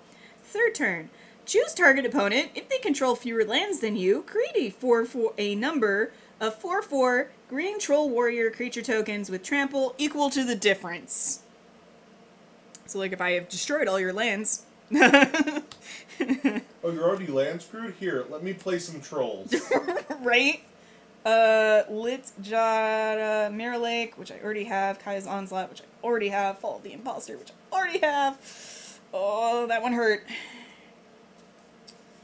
That one hurt. Alright, moving on. Next pack. I do like that I got the serpent. I'm like, I'm aching for that Yorn, but this is not bad so far. Sulphurous Mire again. Cinderheart Giant Shiny. Tundra Fumarole, which is a snow sorcery for 1 and a red. Tundra Fumarole deals 4 damage to target creature or planeswalker. Add colorless for each snow spent to cast this spell. Until bless you. Thank you. Until end of turn, you don't lose this mana as steps and phases end. Okay, now here's the silly part. Yep. If you cast all of that with snow mana, you get colorless mana, right? Yep. I know. Any mana that comes from a snow source is snow. Yep. So that is snow colorless. Yeah. I have to replace the Aegir that's in here because I got the alternate art So Aegir. let's throw up alternate art Aegir so everyone can take a gander. Is beautiful. I am really, really hoping that Strixhaven looks as pretty as Kaldheim does. Right, because Kaldheim is beautiful. I'm going to be honest, I'm hoping... I probably won't be able to get a box until after Strixhaven or even Forgotten Realms is out. Yeah. But I'm nabbing a box at Kaldheim. There's no getting around that for me. I might nab 2 so we can do drafts. Because I'm really loving Kaldheim. Alright, we are down to the final 3 packs. If I don't get a Yorn, I'm going to be so sad. It's going to really limit my choices. It will. I think you have some good options still. Yeah, I do still have some good options. I want better ones. Okay. Reckless Crew is our rare. It is a sorcery for 3 and a red. Create X to 1 red Dwarf Berserker creature tokens, where X is the number of vehicles you control, plus the number of equipment you control. For each of those tokens, you may attach an equipment you control to it. Okay, I have to step out again. So not bad. I'll be back. Okay. Then we have Bloodline Pretender, who is a who is a 2/2 artifact creature shapeshifter for 3. He's a changeling. As Bloodline Pretender enters the battlefield, choose a creature type. Whenever another creature of the chosen type enters the battlefield under your control, put a +1/+1 counter on Bloodline Pretender, which is nice if I'm going full tribal. Then we have Bretagard Stronghold, which is a land. Bretagard Stronghold enters the battlefield tapped. Tap, add green. For green and white, sacrifice Bretagard Stronghold. Put a +1/+1 counter on each of up to 2 target creatures you control. They gain Vigilance and Lifelink until end of turn. Activate this ability only anytime you would cast a sorcery. Then we have a Saga, which is Nico Defies Destiny. And it is a enchantment saga for 1 and a white-blue. First turn, you gain 2 life for each foretold card you own in exile. Second turn, add white and blue. Spend this mana only to foretell cards or cast spells that have foretell. Third turn, return target card with foretell from your graveyard to your hand, which is not bad. Why did I put that there? It goes here. This is a rare. This goes here. You go here.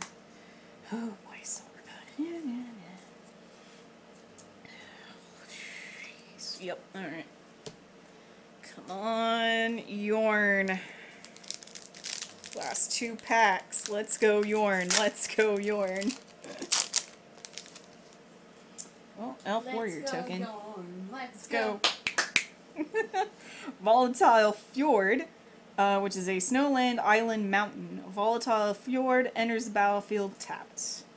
A shiny Raider's Carve. Oh, I might go Angels. Oh god, Mikella. Mythic Rare Eradicator Valkyrie, who is a 4/3 Angel Berserker for 2 and a black. Flying lifelink and hexproof from Planeswalkers with Boast. 1 and a black. Sacrifice a creature. Each opponent sacrifices a creature or Planeswalker because, you know, screw you. Oh, God, that's beautiful. Oh, damn. Then we have Dual Strike, which is an instant for red. When you cast your next instant or sorcery spell, the converted mana cost 4 or less this turn, copy that spell. You may choose new targets for the copy, and you can cast it for its foretell cost of 1 red. Then we have Draugr's Helm, which is a artifact equipment. For 1 and a black, when Draugr's Helm enters the battlefield, you may pay 2 and a black. If you do, create a 2/2 black zombie berserker creature token. Then attach Draugr's Helm to it. Equipped creature gets +2/+2 and has menace, and you can equip for 4, which is not too shabby. Then we have Frostspear Arcanist, who is a 2/5 giant wizard for 4 and a blue. This spell costs 1 less to cast if you control a wizard or a giant or a wizard. When Frostspear Arcanist enters the battlefield, search your library for an instance or sorcery card with the same name as a card in your graveyard. Reveal it, put it into your hand, then shuffle your library. Well, that is less useful in a commander deck, but still nice to have. Oh boy, here we go. Alright, last pack. Please give me Yorn. Please give me Yorn. All I'm asking is for a Yorn. Last pack. Please give me Yorn. Troll. Snow-covered forest. Damn it! Reflections of Litjara, which is an enchantment for 4 and a blue. As Reflections of Litjara enters the battlefield, choose a creature type. Whenever you cast a spell of the chosen type, copy that spell. Well, that would have been super useful if I had something that would give me black, blue, green. But no, I don't. I only have double colors, no triple colors. I'm sorry. And no colorless either. Binding of the Old Gods, which I think I might have already. Let's check. No, I don't. Okay, so that's new. Binding of the Old Gods, which is a saga for 2 and a black-green. 1, first turn, destroy target non-land permanent an opponent controls. Second turn, search your library for a force card, put it onto the battlefield tapped, then shuffle your library. Third turn, creatures you control gain Death Touch until end of turn, which is not bad. Axeguard Armory, which is a land. Axeguard Armory enters the battlefield tapped. Tap, add white. For 1 and a red, white, sacrifice Axeguard Armory, search your library for an aura card and or equipment card, reveal them, put them into your hand, then shuffle your library. A little disappointed that I didn't get that Yorn. I got every other card I wanted, except for that one. Dwarven Hammer, which is an artifact equipment for 2 and a red. When Dwarven Hammer enters the battlefield, you may pay 2. If you do, create a 2/1 red Dwarf Berserker creature token, then attach Dwarven Hammer to it. Equipped creature gets +3/+0 and has trample. Equip for 3. And now we are back to the commons, of which I already have all of them. Alright, and then we are done. Now it is time to somehow cobble together a 100 card deck out of all of this. With no duplicates. Oh boy. Alright, this is gonna be interesting. Well, I'm gonna go ahead and do that off stream. Thank you for joining us, everyone. I was very glad to have you. It'll be interesting cobbling together a deck from all this. We'll see what happens. I'm gonna be sad. I'm gonna have to leave out the serpent. I don't really have enough blue, like green-blue synergy to really pull that off, unless I use him as my commander. Which, I mean, I could do that, but it would feel weird. Alright. Well, thank you for joining us. Hopefully we'll see you guys next time. I'm hoping to get back to doing art streams soon. We'll see how that works. I've been making some progress with both my depression and the effort to get back to doing art. It's been difficult. These things happen sometimes when you're a creative type. So we'll see how that goes. Until next time, I guess we will see you guys later. Bye. Like, comment, subscribe, oh, do right. all that other wonderful stuff. Yes, like, comment, and subscribe, all that jazz. Ring the bell. Just follow us, whatever. Do all the things. Alright. Bye, everybody. Bye.